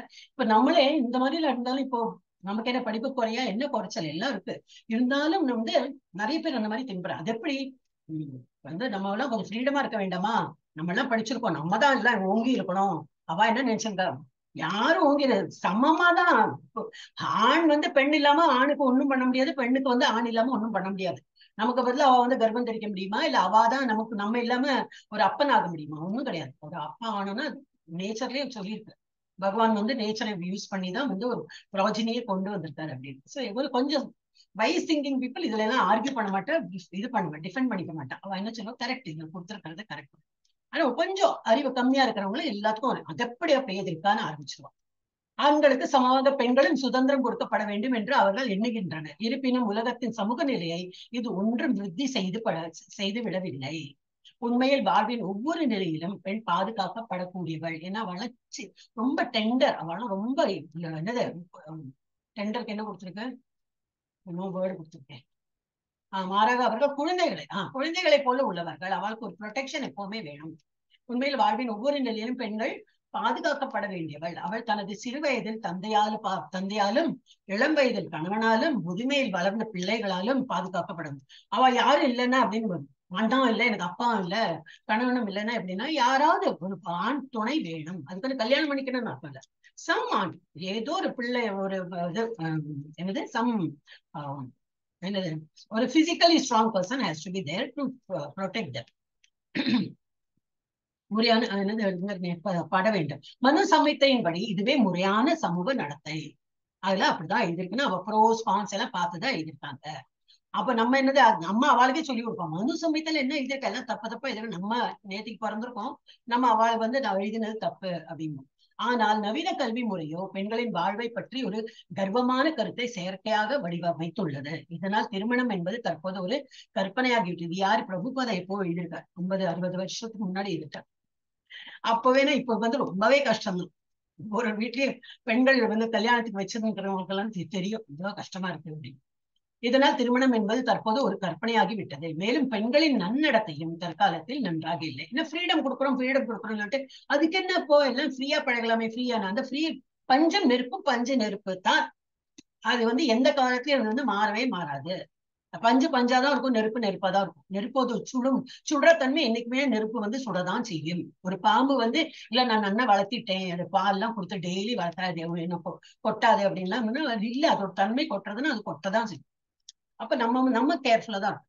முள்ளு துணி என்னெல்லாமோ எக்ஸாம்பிள் இருக்கு. So we have to take care. மேலும் பெண்கள் நன்னடத்தை தற்காலத்தில் இது வந்து பிரபுபாதா அந்த காலத்தில் இருக்கு, நன்னடத்தை தற்காலத்தில் நன்றாக இல்லைன்னு. இவ்வாறாக சமூகத்திற்கு நன்மை பயக்கும் நெறிகளை அசுரர்கள் ஏற்பதில்லை. மேலும் சிறந்த சாதுக்களின் அனுபவத்தையும் அவர்களால் வகுக்கப்பட்ட திட்டங்களையும் அசுரர்கள் பின்பற்றாத காரணத்தால் அவர்களது சமூக நிலை மிகவும் துன்பமயமாக உள்ளது. எங்க ரிலேட்டிவ்லயும் நிறைய கேசஸ் எல்லாம் வந்திருக்கு. ரொம்ப கஷ்டமா இருக்கு. நம்ம வீட்டு பெண்களா அப்படின்னு அது வரைக்கும் நல்லா இருந்தவங்க ஜஸ்ட் ஃபாரின் போயிட்டாங்க, எல்லாம் மாறிடுச்சு. அப்பா அப்படின்னு இருப்போம் நமக்கு. ஆனா எப்படி ஒன்னும் அக்செப்டும் பண்ண முடியறது இல்ல. ஆனா அவங்களும் சின்ன குழந்தைகள் தான். ரொம்ப கஷ்டமா இருக்கு அதெல்லாம் கேட்கும்போது. ஏன்னா பணம் அதெல்லாம் வந்தோடனே கொஞ்சம் ஒரு இது மாறிடுறது. எஸ், அடுத்தது யாரு மாதாஜி? ராஜேஸ்வரி மாதாஜி படிங்க. ஹரே கிருஷ்ணா கிருஷ்ணா கிருஷ்ணா ஹரே ஹரே. படிங்க. அதஸ்யம் அப்ரதிஷ்டம் தே ஜகதாகரணீஸ்வரம் அபரஸ்பரசம்பூதம் கிமன்யத் காம ஹைதுகம். அசத்தியம் உண்மையானது, உண்மையற்றது, அப்ரதிஷ்டம் ஆதாரமற்றது. தே அவர்கள், ஜகத் இந்த பிரபஞ்சம் ஆகு கூறுகின்றன, அனீஸ்வரம் கட்டுப்படுத்தப்படுவார் இல்லாமல், அபரஸ்பர காரணமின்றி, சம்பூதம் தோன்றியது, கிம் அந்நியத் வேறு காரணம் எதுவும் இல்லை, காம ஹைதுகம் காமத்தின் காரணத்தினால் மட்டுமே. மொழிபெயர்ப்பு: அவர்கள் இவ்வுலகம் பொய்யென்றும் அசிவாரம் இல்லாதது என்றும் கட்டுப்படுத்தும் கடவுள் எவரும் இல்லை என்றும் கூறுகின்றனர். காம இச்சையால் உண்டாக்கப்பட்டதாகவும் காமத்தை தவிர இதற்கு வேறு காரணம் இல்லை என்றும் அவர்கள் சொல்கின்றனர். பொருளுரை: இவ்வுலகம் மாய கற்பனையின் ஒரு தோற்றம் என்றும் ஒரு காரணம் விளைவும் இல்லாத, ஆள்பவர் இல்லாத மற்றும் நோக்கமில்லாத இது உண்மையானது அல்ல என்றும் அசுரத்தன்மையினர் முடிவு செய்கின்றனர். ஜட செயல்களாலும் அவற்றின் விளைவுகளாலும் சந்தர்ப்பவசத்தால் இந்த பிரபஞ்சம் தோன்றியது என்று அவர்கள் கூறுகின்றனர். இந்த உலகம் ஒரு குறிப்பிட்ட நோக்கத்திற்காக கடவுளால் படைக்கப்பட்டது என்று அவர்கள் எண்ணுவதில்லை. அவர்கள் தங்களது சுய கொள்கையை உருவாக்கின்றனர். உலகம் தனது சுய வழியில் தானாகவே வந்துள்ளது. இதற்கு பின்னால் கடவுள் ஒருவர் இருப்பதாக நம்புவதற்கு காரணம் எதுவும் இல்லை. ஜடத்திற்கும் ஆத்மாவிற்கும் வேறுபாடு இல்லை என்று கருதும் அவர்கள் பரமாத்மாவையும் ஏற்பதில்லை. எல்லாம் வெறும் ஜடமே. முழு பிரபஞ்சமும் மாயையின் ஒரு படைப்பே. அவர்களை பொறுத்தவரை அனைத்தும் சூன்யம். மேலும் நமக்கு தோன்றும் தோற்றங்கள் யாவும் நமது பார்வையில் உள்ள அறியாமையினால் காணப்படுகின்றன. தோற்றங்களில் உள்ள எல்லா வேறுபாடுகளையும் அவர்கள் அறியாமையின் காட்சியாக எடுத்துக்கொள்கின்றனர். கனவில் நாம் பல்வேறு பொருள்களை படைக்கின்றோம். அவற்றை உண்மையான இருப்பு கிடையாது. விழித்தெழுந்தவுடன் நாம் கண்டது எல்லாமே கனவுதான் என்பதை அறிகின்றோம். போலவே இவ்வுலகின் படைப்புகள் என்று அவர்கள் எண்ணுகின்றனர். ஆனால் உண்மை என்னவெனில் வாழ்க்கை ஓர கனவே என்று அவர்கள் அசுரர்கள் கூறும் பொழுதும் அந்த கனவை அனுபவிப்பதில் அவர்கள் மிகவும் திறமைசாலிகளாக இருக்கின்றனர். எனவே ஞானத்தை அடைவதற்கு பதிலாக தங்களது கனவுலகத்தில் மேன்மேலும் அவர்கள் சிக்கிக் கொள்கின்றனர். ஆணுக்கும் பெண்களுக்கும் இடையிலான உடலுறவினால் குழந்தை பிறப்பதைப் போல எந்த ஆத்மாவும் இன்றி இவ்வுலகம் தோன்றியுள்ளது என்றும் அவர்கள் முடிவு கட்டுகின்றனர். ஜடத்தின் கலவையினால் உயிர்வாழிகள் உண்டாக்கப்பட்டனர் என்பதும் ஆத்மா என்ற கேள்விக்கே இடமில்லை என்பதும் அவர்களது எண்ணமாகும். வியர்வையிலிருந்து இறந்து போன உடலிருந்தும் காரணம் ஏதுமின்றி எவ்வாறு பல உயிரினங்கள் வெளிவருகின்றன, அதுபோல பிரபஞ்ச தோற்றத்தின் ஜட கலவையிலிருந்து முழு உலகம் வெளிவந்துள்ளது. நம்பிக்கை இல்லை. மாயத்யேஷேன பிரகிருதி சூயதே சசாசரம் என்னும் வழிகாட்டலின் கீழ் இந்த முழு ஜட உலகமும் இறங்கிக் கொண்டுள்ளது. வேறு விதமாக கூறினால் உலகின் படைப்பை பற்றிய பக்குவமான அறிவு அசுரர்களிடையே இல்லை. அவர்கள் ஒவ்வொருவரும் தனக்கு சொந்தமான ஒரு குறிப்பிட்ட கொள்கையை கொண்டுள்ளனர். அவர்களை பொறுத்தவரை சாஸ்திரங்களை பற்றிய ஒருவரது விளக்கம் மற்றவரது விளக்கத்தை போன்றே நல்லதாகும். ஏனெனில் சாஸ்திர வாக்குகளை முறையாக பரிந்து கொள்ள முடியும் என்பதை அவர்கள் நம்புவது. ஹரே கிருஷ்ணா. ஹரே கிருஷ்ண மாதாஜி. எஸ் அப்படின்னு கண்டினியூ பண்றா. அசுர குணத்தோட நிறைய இருக்கு. அவர்கள் இவ்வுலகம் பொய் என்றும் அஸ்திவாரம் இல்லாதது என்றும் கட்டுப்படுத்தும் கடவுள் எவரும் இல்லை என்றும் கூறுகின்றனர். காம இச்சையால் தான் இது எல்லாமே. Anything is created because of காம இச்சை. ஒரு நாய் பிறக்கிறது, பூனை பிறக்கிறது எல்லாம் ப்ரோஜனி ஒரு ஹியூமன் பீயிங் நிறைய இன்க்ரீஸ் ஆகுதுன்னா இட்ஸ் பிகாஸ் ஆஃப் காம இச்சைனால்தான் எல்லாம் அவங்க வந்து பிறக்கிறார்கள். அதுல ஒன்றும் பகவானோட இதெல்லாம் கிடையாது. முதல்ல பிறந்தவனா என்னது ஏதோ ஒரு காமம் பண்ணி குழந்தை பெற்றுண்டு அப்படிதான் நம்ம வந்து வம்சாவளியா வந்திருக்கோம் அப்படிதான் நினைக்கிறோம். காம இச்சையால் உண்டாக்கப்பட்டதாகவும் காமத்தை தவிர இதற்கு வேறு காரணம் இல்லை என்றும் அவர்கள் சொல்கின்றனர். இவ்வுலகம் மாய கற்பனையின் ஒரு தோற்றம் என்றும் காரணமும் விளைவும் இல்லாத, ஆள்பவர் இல்லாத மற்றும் நோக்கம் இல்லாத இது உண்மையானது அல்ல என்று அசுரத்தன்மையினர் முடிவு செய்கிறார். இது யாரு? அத்வைதிக் பிரின்சிபல். இதெல்லாம் வந்து ஜகத் மித்யா அப்படிம்பாங்க. அகம் சத்தியம் ஜகம்னாக்க ஜகம் அது வந்து மித்யா அப்படின்னா இப்ப நம்ம வந்து ஒரு கான்சியஸ்ல இருக்கோம். அதனால இதெல்லாம் இருக்குன்னு. இந்த moment I am unconscious I will not know. அப்ப என்னது? அப்ப உலகம் இல்லையா? அப்போ இருக்கு. ஆனா இப்ப நீ வந்து ஒரு கான்சியஸ்னால்தான் இது இருக்குன்னு நீ நம்புற. இப்ப இந்த கான்சியஸ் இஸ் மோர் இம்பார்ட்டன்ட். இப்ப தூங்கும் போது என்ன ஆகும்? We are not conscious of this world. நம்ம தூங்கும் போது சொப்ன உலகத்துல இருப்போம். நம்ம அந்த கற்பனை உலகத்துல என்ன நடக்கிறதோ அதை வந்து நல்லா பார்த்துட்டு இருப்போம். அதுதான் நிஜம்னு இருக்கும். சோ நம்ம வந்து என்ன வந்து கான்சியஸ்ல எதை நினைக்கிறோமோ அந்த கான்சியஸ் தான் அதெல்லாம் அந்த அத்வைதிக் பிரின்சிபல். அப்ப இந்த ஜகம்ங்கிறது எல்லாம் மித்யாதான். எனக்கு வந்து இது உண்மையா இருக்கு. ஒருத்தன் தூங்கிட்டு இருக்கானா அவனுக்கு இதை பத்தி தெரியாது, அவனுக்கு வந்து இந்த உலகத்தை பத்தி தெரியாது. அப்ப உலகம் இருக்கா இல்லையா? It depends on our conscious. So conscious லெவல்ல வந்து இதெல்லாம் கற்பனை தான், கற்பனை உலகம் அப்படின்னு. சோ அந்த மாதிரி எல்லாம் சில பேர்லாம் அந்த மாதிரி ஆர்கியூ பண்ணிருக்காங்க. ஜட செயல்களாலும் அவற்றின் விளைவுகளாலும் சந்தர்ப்பவசத்தால் இந்த பிரபஞ்சம் தோன்றியது அப்படின்னா என்று அவர்கள் கூறுகின்றனர். இந்த உலகம் ஒரு குறிப்பிட்ட நோக்கத்திற்காக கடவுளால் படைக்கப்பட்டது என்று அவர்கள் எண்ணுவதில்லை. அதான் கடவுளோட கன்செப்டே கிடையாது. கடவுள் இதெல்லாம் கிரியேட் பண்ணிருக்க அந்த வாழ்க்கை அதெல்லாம் நினைக்க மாட்டான். அவர்கள் தங்களது சுய கொள்கையை உருவாக்குகின்றனர். உலகம் தனது சுய வழிவில் தானாகவே வந்துள்ளது. இதற்கு பின்னால் கடவுள் ஒருவர் இருப்பதாக நம்புவதற்கு காரணம் எதுவும் இல்லை. ஜடத்திற்கும் ஆத்மாவிற்கும் வேறுபாடு இல்லை என்று கருதும் அவர்கள் பரம ஆத்மாவையும் ஏற்பதில்லை. எல்லாம் வெறும் ஜடமே. இந்த முழு பிரபஞ்சமும் மாயையின் ஒரு படைப்பே. அவர்களை பொறுத்தவரை அனைத்து மாயைன்னா இது எல்லாம் மித்யா, எல்லாமே ஒரு மாய, உன்னோட ஒரு மாயையில நீ இது இருக்கு எல்லாம் நினைச்சிட்டு இருக்க அப்படின்னு. இந்த முழு பிரபஞ்சம் மாயையின் ஒரு படைப்பே. அவர்களை பொறுத்தவரை அனைத்தும் சூன்யமாகும். அதுல சூன்யவாதின்னு சில பேர் இருக்கா. This is not Advaitis. சூன்யவாதம் ஒண்ணுமே கிடையாது, எல்லாம் சூன்யம். நம்ம இப்போ இறந்துட்டோம்னா எல்லாம் சூன்யம் ஆயிடும். அவனும் பாவம் புண்ணியவாளம் அதுல ஒண்ணுமே நம்ப மாட்டான். அது வேற ஒரு பிரிவு, சூன்யவாதி அப்படின்னா. மேலும் நமக்கு தோன்றும் தோற்றங்கள் யாவும் நமது பார்வையில் உள்ள அறியாமையினால் காணப்படுகின்றன. தோற்றங்களில் உள்ள எல்லா வேறுபாடுகளையும் அவர்கள் அறியாமையின் காட்சியாக எடுத்துக் கொள்கின்றனர். கனவில் நாம் பல்வேறு பொருள்களை படைக்கின்றோம். அவற்றிற்கு உண்மையான இருப்பு கிடையாது. என்னாலமோ பாக்குறோம், எல்லாமே நிஜமா இருக்கு. கண்ணும் தூக்கத்திலையும் வெளியில வந்துட்டோம்னாக்கா எல்லாமே பொய்யும் தெரியும். ஏதோ சொப்ன லோகத்துல இருந்தோம் அப்படின்னு. விழித்தெழுந்தவுடன் நாம் கண்டது எல்லாமே கனவு தான் என்பதை அறிகின்றோம். அதுபோலவே இவ்வுலகின் படைப்புகள் என்று அவர்கள் எண்ணுகின்றனர். இந்த உலக படைப்பு அந்த மாதிரிதான். உயிரோ இது என்னது உணர்ச்சியோட இருக்கும், தெரியறது இருக்குன்னு. நம்ம இந்த உணர்ச்சி போயிடுத்துனா இது எல்லாமே கனவு உலகம் மாதிரி இருப்பாங்க. ஆனால் உண்மை என்னவெனில் வாழ்க்கை ஒரு போர் கனவே என்று அசுரர்கள் கூறும் போதிலும் அந்த கனவை அனுபவிப்பதில் அவர்கள் மிகவும் திறமைசாலிகளாக இருக்கின்றனர். இதெல்லாம் கனவு சொல்றான். அந்த கனவை வந்து நல்லா மெருகேற்றி அதுல வந்து நல்லா அனுபவிக்கவும் செய்யறாங்க. எனவே ஞானத்தை அடைவதற்கு பதிலாக தங்களது கனவு உலகத்தில் மேன்மேலும் அவர்கள் சிக்கிக் கொள்கின்றனர். ஆணுக்கும் பெண்ணுக்கும் இடையிலான உடல் உறவினால் குழந்தைகள் பிறப்பதை போல எந்த ஆத்மாவும் இன்றி உலகம் தோன்றியுள்ளது என்றும் அவர்கள் முடிவு கட்டுகின்றனர்.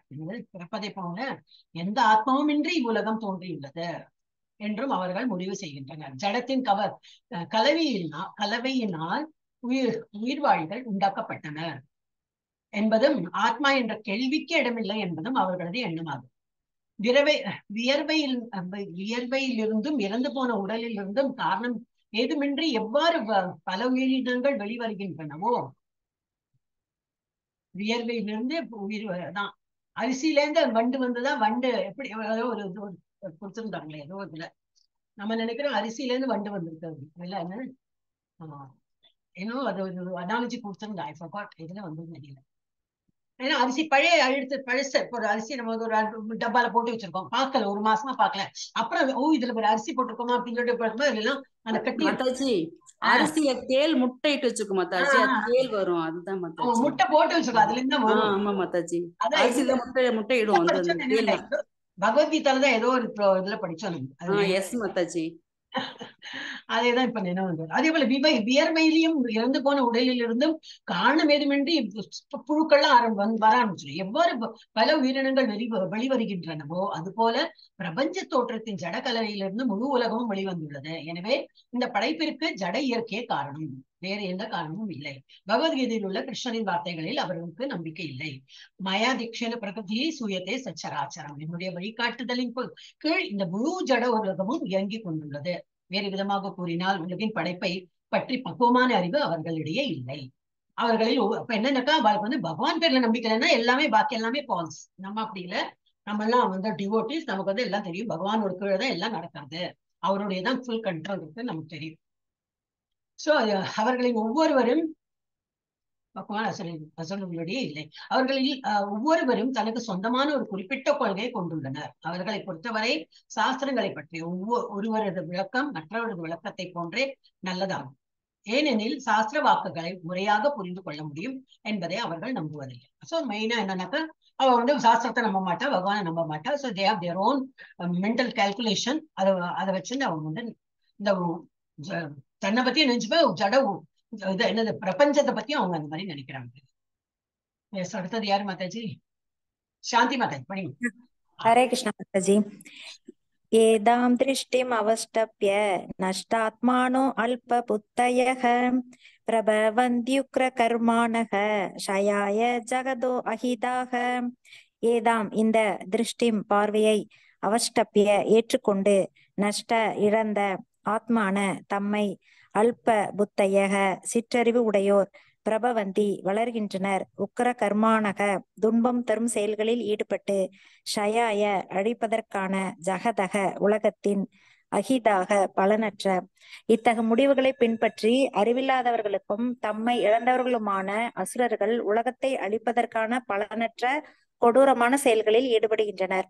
பொருளுரை: உலகத்தை அழிவிற்கு கொண்டு செல்லும் செயல்களில் அசுரர்கள் ஈடுபட்டுள்ளனர். அவர்கள் அற்ப புத்தியுடையவர்கள் என்று இறைவன் இங்கே கூறுகின்றார். கடவுளை பற்றிய அறிவற்ற ஜடவாதிகள் தாங்கள் முன்னேறுவதாக எண்ணிக்கொண்டுள்ளனர். ஆனால் பகவத்கீதையின்படி அவர்கள் புத்தி இல்லாதவர்கள், துளியும் அறிவற்றவர்கள். இந்த ஜட உலகை முடிந்தவரை அனுபவிக்க அவர்கள் முயல்கின்றனர். ஆதலால் புலனுகர்ச்சிக்காக ஏதேனும் ஒன்றை கண்டுபிடிப்பதில் அவர்கள் எப்பொழுதும் ஈடுபட்டுள்ளனர். இத்தகைய பௌதிக கண்டுபிடிப்புகள் மனித சமூகத்தின் முன்னேற்றமாக கருதப்படுகின்றன. ஆனால் அவற்றின் விளைவு மக்கள் மேன்மேலும் வன்முறையாளர்களாகவும் கொடூரமானவர்களாகவும் வளர்கின்றனர். மிருகங்களிடமும் இதர மனிதர்களிடமும் கொடூரமாக நடந்து கொள்கின்றனர். மற்றவர்களிடம் எவ்வாறு நடந்து கொள்ள வேண்டும் என்பதை பற்றிய கருத்து அவர்களிடம் இல்லை. மிருகவதை அசுர மக்களிடையே மிகவும் பரவலாக காணப்படுகின்றது. இத்தகு மக்கள் உலகின் எதிரிகளாக கருதப்படுகின்றனர். ஏனெனில் எல்லாருக்கும் அழிவை கொடுக்கும் ஏதேனும் ஒன்றை இவர்கள் இறுதியில் கண்டுபிடிக்கவோ உண்டாக்கவோ செய்வர். உலகம் முழுவதும் தற்போது பெருமைப்பட்டு கொண்டுள்ள அணு ஆயுத கண்டுபிடிப்பினை இந்த ஸ்லோகம் மறைமுகமாக முன்னறிவிக்கின்றது. எந்த நேரத்திலும் போர் வரலாம். இந்த அணு ஆயுதங்கள் பெரும் நாசத்தை உண்டு பண்ணலாம். இத்தகு விஷயங்கள் உலகினை அழிப்பதற்காக மட்டுமே படைக்கப்பட்டுள்ளன. இங்கே சுட்டிக்காட்டப்படுகின்றது. இறையுணர்வு இல்லாததால் மனித சமூகத்தில் இத்தகு ஆயுதங்கள் கண்டுபிடிக்கப்படுகின்றன. இவை உலக அமைதிக்காகவோ வளமைக்காகவோ அல்ல. ஹரே கிருஷ்ணா மாதாஜி. எல்லாம் அணுவெல்லாம் கண்டுபிடிச்சு நம்ம ப்ரொடெக்ஷனுக்கு வேண்டி அப்படின்னு நினைக்கிறாங்க. பகவானோட ப்ரொடெக்ஷனை விட நம்ம என்னத்தை இப்போ எல்ஐசி எல்லாம் நாங்க உங்களோட பணத்தை எல்லாம் சேகரிச்சு நல்லா சேஃபா வைக்கிறோங்க. அதே எரிஞ்சு போய் எல்ஐசியோட பில்டிங் எவ்வளவு இடத்துல நம்ம பார்த்திருக்கோம் அந்த மாதிரி எல்லாம். சோ இதெல்லாம் வந்து பிரபுபாதாவோட அவர் வந்து இஸ் நாட் ஃபேவரிங் வந்து என்னது அணு கண்டுபிடிப்பு இதெல்லாம் வந்து அவருக்கு அக்செப்டன்ஸ் இருக்குது. பாலிடிக்ஸும் கிடையாது. இந்த சயின்டிபிக் இந்த மாதிரி எல்லாம் 3 கண்டுபிடிச்சிட்டேன் நாங்க, இல்ல 3ல நாங்க இறங்கிட்டோம், 69ல எல்லாம் 3ல இறங்கிட்டோம் அப்படின்னா அங்க வந்து என்ன ப்ரூஃப்? நம்ம வந்து புக்கில் நியூஸ் பேப்பர்ல வந்தாலும் படிக்கிறோம், இந்த பிக்சரை பார்த்து நம்ம நம்புறோம், அவ்வளவுதானே தவிர நம்ம போய் பார்த்தோம் தான் இல்லை இல்லையா? சோ அந்த மாதிரி அவருக்கு ஒரு மாதிரி எழுதுவார். அவருக்கு அதுல எல்லாம் நம்பிக்கை கிடையாது. அவருக்குன்னா என்னது, இதுல ஸ்கிரிப்சர்லயே இந்த இதுல கொடுத்திருக்காங்க. இத்தகைய முடிவுகளை பின்பற்றி அறிவில்லாதவர்களும் தம்மை இழந்தவர்களுமான அசுரர்கள் உலகத்தை அழிப்பதற்கான பலனற்ற கொடூரமான செயல்களில் ஈடுபடுகின்றனர். அணுவை கண்டுபிடிச்சேன், அதை கண்டுபிடிச்சேன்னு சொல்லலாம் ஆரம்பிப்பா. அது என்னாகும்? தன்னையே அழிச்சுக்கிற லெவல்ல வந்துடும். நம்ம மக்களும் இறந்து போவார்கள், அவளும் இறந்து போவான். நம்ம ப்ரொடெக்ஷன் வேண்டிதான் அந்த அணுவெல்லாம் தயாரிக்கிறோம். யாராவது என்விஸ் வந்து அவன் மேல போடலாம் அப்படின்னு. ஸோ அதை பிரயோகிக்கும் போது என்ன ஆகும்? நம்ம மனிதர்களும் அதுல போவாங்க. அது அவங்களுக்கு தெரியறதில்ல. உலகத்தை அழிவிற்கு கொண்டு செல்லும் செயல்களில் அசுரர்கள் ஈடுபட்டுள்ளனர். அவர்கள் இதை எழுதும் போது அதுதானே அந்த 71 நம்ம பாகிஸ்தான் வார் வரதுக்கு முன்னாடிதான் எழுதியிருக்காரு. ஸோ அவருக்கு வந்து அந்த டைமோட இதெல்லாம் எழுதியிருக்கார். அவர்கள் அற்ப புத்தி உடையவர்கள் என்று இறைவன் இங்கே கூறுகின்றனர். கடவுளை பற்றி அறிவற்ற ஜடவாதிகள் தாங்கள் முன்னேறுவதாக எண்ணிக்கொண்டுள்ளனர். ஆனால் பகவத்கீதையின்படி அவர்கள் புத்தி இல்லாதவர்கள், துளியும் அறிவற்றவர்கள். இந்த ஜட உலகை முடிந்தவரை அனுபவிக்க அவர்கள் முயற்சி செய்கின்றனர். ஆதலால் புலனுகர்ச்சிக்காக ஏதேனும் ஒன்றை கண்டுபிடிப்பதில் அவர்கள் எப்பொழுதும் ஈடுபட்டுள்ளனர். டோட்டலி ஆன்மீகவாதிகள் என்ன நினைப்பா? என்ன நடந்தாலும் பார்த்துக்கலாம், பகவான் இருக்கார், அவர் நம்மளை காப்பாற்றுவாங்க. பட் இவெல்லாம் ஜடவாதிகளா இருக்காங்க. ஜட உலகத்துல அவங்க என்ன பண்ணுவாங்க? இருக்கு இல்ல நம்ம அணு கண்டுபிடிக்கலாம், அவங்க வந்து அட்டாக் பண்ண என்ன பண்றது? we have to be prepared for it. இப்போ அவங்க வந்து அந்த மாதிரி செயல்கள்ல இறங்குறாங்க. இது வந்து அசுரத்தனம் போட்டிருக்கு. ஏன்னா பகவத்கீதை அப்படிதான் போட்டிருக்கு. புத்தி இல்லாதவர்கள், துளியும் அறிவற்றவர்கள், இந்த ஜட உலகை முடிந்தவரை அனுபவிக்கணும் என்னது? எப்படி கொடுத்துடலாம், அப்புறம் எல்லாம் திரும்பி நம்ம கைதி ஆயிடுவோமே, திரும்பி யாரோ ஏதோ ராஜ்யம் வந்து நம்மளை கைப்பற்றிடுமே, நம்ம இப்பதான் ஃப்ரீடம் கிடைச்சிருக்கு அப்படின்னு நினைச்சுன்னா அவங்க வந்து தன்னை ப்ரிப்பேர் பண்ணிக்கிறாங்க. இது வந்து ரொம்ப கான்ட்ரவர்ஷியல் டாபிக் தான். பட் நம்ம எப்படி கொடுத்துருக்கோம் அதை வந்து we have to accept. இன்னைக்கு எல்லாம் கண்டுபிடிப்பெல்லாம் நடந்துதான் இருக்கு. நமக்கு இப்ப சூரியன் போகலன்னு இப்ப யாரும் எழுதா, இப்ப சூரியன் அங்க போயிட்டு என்ன இருக்குன்னு கண்டுபிடிக்கிறாங்க. இப்ப அதெல்லாம் இல்லன்னு வேற அந்த மாதிரி பேசுறவங்களும் இருக்கா? இல்ல, அப்பதான் ஒரு நாடு முன்னேற்றம் அடையிறதுன்னு இந்த மாதிரி சயின்டிபிக்கலி ப்ரோக்ரஸ் பண்ணும்போதுதான் அந்த நாட்டுக்கு எவ்வளவு எதுக்கெல்லாம் அவங்க இம்பார்ட்டன்ஸ் கொடுக்குறாங்க அப்படின்னு சொல்லிட்டு இன்னும் நிறைய வந்து இதனால நமக்கு நாட்டை பற்றி உள்ள ஏதோ எண்ணம் அதிகரிக்கும். அதனால இப்ப நம்மளோட எல்லாமே எக்கனாமிக்கலி வில் பிகம், மக்கள்லாம் கஷ்டப்படுறவங்க இருக்கதான் இருக்கு, அது என்னைக்குமே இருக்கும். என்னது இப்போ ஒரு நல்ல நாடு வந்து நம்மளை கைப்பற்றி எல்லாம் பண்ணாலும் கஷ்டப்படுறவங்க கஷ்டப்பட்டு இருப்பான், கஷ்டப்படாதவர்கள் நல்ல ராஜா மாதிரி இருக்கிறவங்க இன்னும் தான் இருப்பான்.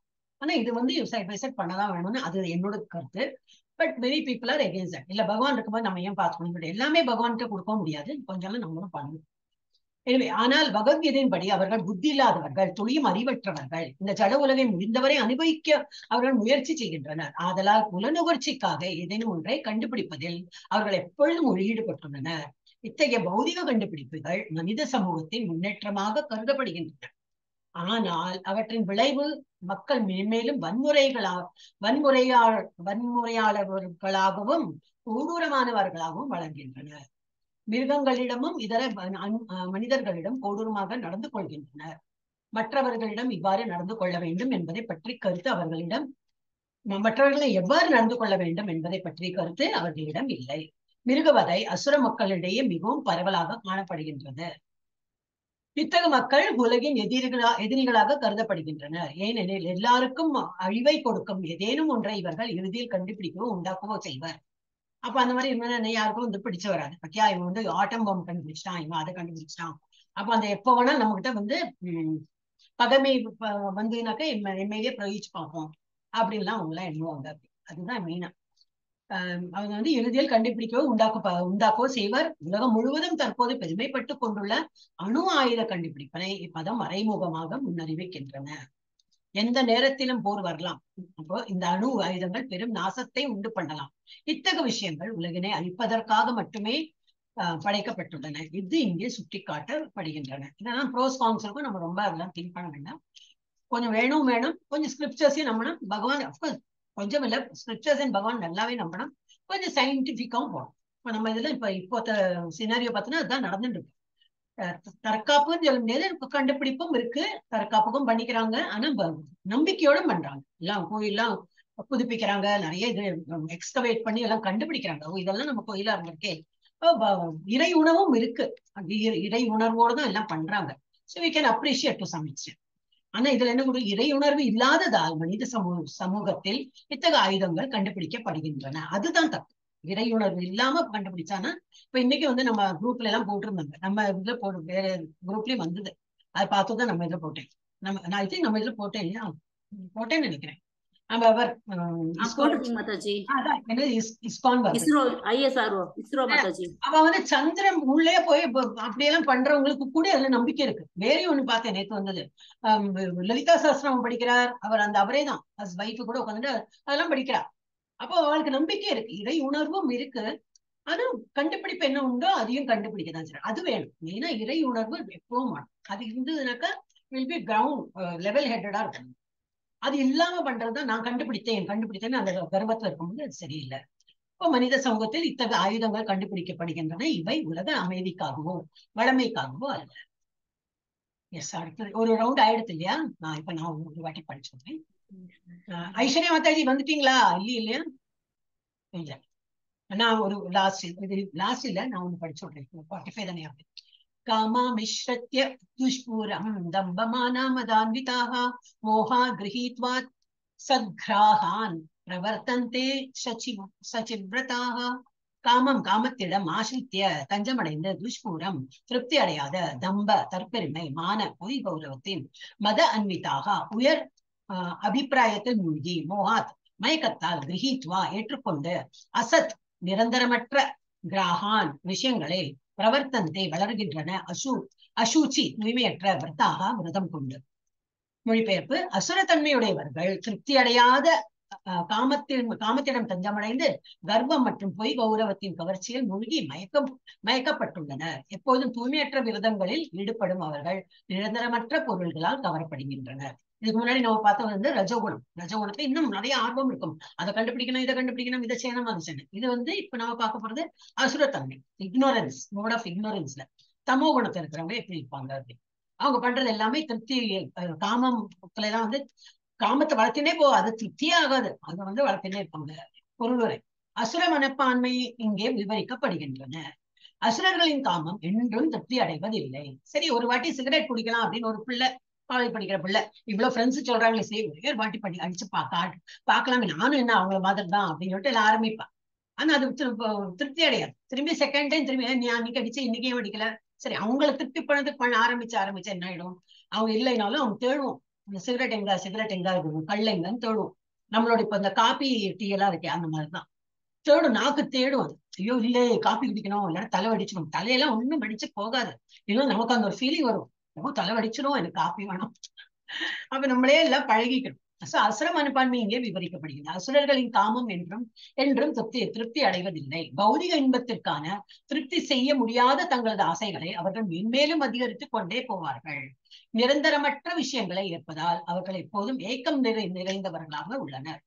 இன்னும் வேணும், அது கிடைக்கலையா, இன்னும் வேணும், ஐயோ கிடைக்கலையே, கிடைச்சப்பறம் திருப்தியா இருந்தா இல்லை, இன்னும் வேணும், அந்த மாதிரி இருப்பாங்க. எப்போ ஒரு மயக்கத்திலே இருப்பாங்க. இருப்பினும் மயக்கத்தினால் இத்தகைய செயல்களில் தொடர்ந்து ஈடுபடுகின்றனர். இவர்களுக்கு அறிவு இல்லை, தவறான வழியில் முன்னோக்கி செல்கிறோம் என்பதை காண முடியாது. நிரந்தரமற்ற விஷயங்களை ஏற்கும் அத்தகைய அசுர மக்கள் தங்களுக்கென்ன ஒரு கடவுளை உருவாக்கி தங்களுக்கு சொந்த மந்திரங்களை படைத்து அவற்றை உச்சரிக்கவும் செய்கின்றனர். அதன் விளைவு என்னவெனில் காமசுகம், பௌதிக சொத்துக்களை குவித்தல் ஆகிய 2 விஷயங்களில் அவர்கள் மென்மேலும் கவரப்படுகின்றனர். நிறைய எழுதியிருக்கோம், ஆக்சுவலி ஸ்கிரிப்சர்ஸ்ல எழுதியிருக்கோம். அப்ப அதுல வந்து பலஸ்ருதி பார்த்தா நிறைய இருக்கும். இது பண்ணா புத்திரவாகியம், இது பண்ணா அந்த செல்வம் வரும், அது வரும், இது வரும், அது வரும், எல்லாம் இருக்கும், எல்லா பலஸ்ருதியில இருக்கும். ஃபர்ஸ்ட் பலஸ்ருதியை பார்க்கணும், எல்லாரும் அப்படிதான் பண்றாங்க இப்பெல்லாம். அதை பார்த்து இது இருக்கா, இது கிடைக்குமா, சரி அப்ப நம்ம வந்து இந்த ஸ்லோகம் சொல்லலாம். கனகதார ஸ்தோத்திரம் படிச்சா கோல்டு விழுமாமே, அப்ப கனகதார ஸ்தோத்திரம். அது மெயினா அந்த ஏழை பிராமண வீட்டுல அவர் வந்து சங்கராச்சாரிய போயிட்டு கேட்கிறார், பகவதி வீக்ஷாந்தி ஒண்ணு இல்லாத பட்சத்துலயும் அந்த கனிய என்ன கனி, நெல்லிக்காய் ஒரு கனி எடுத்து கொடுக்குறாங்க. அவங்க அந்த ஒரு இதுல கொடுக்குறாங்க. அதனால பகவான் வந்து அப்படி என்னது மழையா பொழிஞ்சுதான் இந்த தங்க நாணயங்களோ தங்க நெல்கனிகளோ சம்திங் கொடுத்த அவங்களோட. அது வந்து நம்ம பார்க்கணும். அப்படியா கனகதார ஸ்தோத்திரம் சொன்னா மெயினா அதுதான் நினைவு வரும். கனகதார ஸ்தோத்திரம் சொன்னா கோல்டு காயின்ஸ் எல்லாம் விழுமாமே, அப்ப நான் கனகதார ஸ்தோத்திரம் இது வரைக்கும் சொன்னேன், 20 வருஷமா சொல்லிட்டு இருக்கேன், இன்னும் வரலையே. அப்படியெல்லாம் நம்ம வந்து ஒரு மயக்கத்துல இருக்கோம். இதெல்லாம் பண்ணக்கூடாது, இதெல்லாம் தப்பு தப்பா புரியுது, அதெல்லாம் ஃபாலோ பண்ணுவோம், அந்த மாதிரி எல்லாம் இருக்கும். சோ எப்போதும் ஏக்கமாயே இருந்துக்கும் அவங்களுக்கு. இருப்பினும் மயக்கத்தில் இத்தகைய செயல்களை தொடர்ந்து ஈடுபடுகின்றனர். அவர்களுக்கு அறிவில்லை, தவறான வழியில் முன்னோக்கி செல்கிறோம் என்பதை காண முடியாது. நிரந்தரமற்ற விஷயங்களை ஏற்கும் அத்தகைய அசுர மக்கள் தங்களுக்கென ஒரு கடவுளை உருவாக்கி தங்களது சொந்த மந்திரங்களை படைத்து அவற்றை உச்சரிக்கவும் செய்கின்றனர். அதன் விளைவு என்னவெனில் காமசுகம், பௌதிக சொத்துக்களை குவித்தல் ஆகிய 2 விஷயங்களில் அவர்கள் மென்மேலும் கவரப்படுகின்றனர். திரும்பி திரும்பி அதையே மாட்டிட்டு திரும்பி திரும்பி எழுதிருக்காங்க. அசுச்சிஹி விரதாகா அப்படின்னா என்னது? தூய்மையற்ற விரதங்கள் என்னும் சொல் இவ்விஷயத்தில் மிகவும் குறிப்பிடத்தக்கதாகும். இப்ப நம்ம ஸ்கிரிப்சர்ஸ் என்ன கொடுத்திருக்க, எஸ்பெஷலி நம்ம இப்ப இஸ்கான்ல வந்துட்டோம். இஸ்கான் என்ன சொல்லிருப்பா, அதையே நம்ம ஃபாலோ பண்ணா போறதே, அதை தவிர நமக்கு வந்து வேற ஒண்ணும் பண்ணணும்னு அவசியம் இல்லை. இஸ்கான் என்ன சொல்லியிருக்கா, 15 நாளைக்கு ஒருக்கா தான் நம்ம வந்து இது கொடுத்துருக்கா, என்னது விரதம். அப்புறம் இப்ப யாரோடாவது இந்த இதெல்லாம் ஜெயந்தி வரும், அந்த இது வரும்போது என்னது, சரி ஒரு half a day ஃபாஸ்டிங்.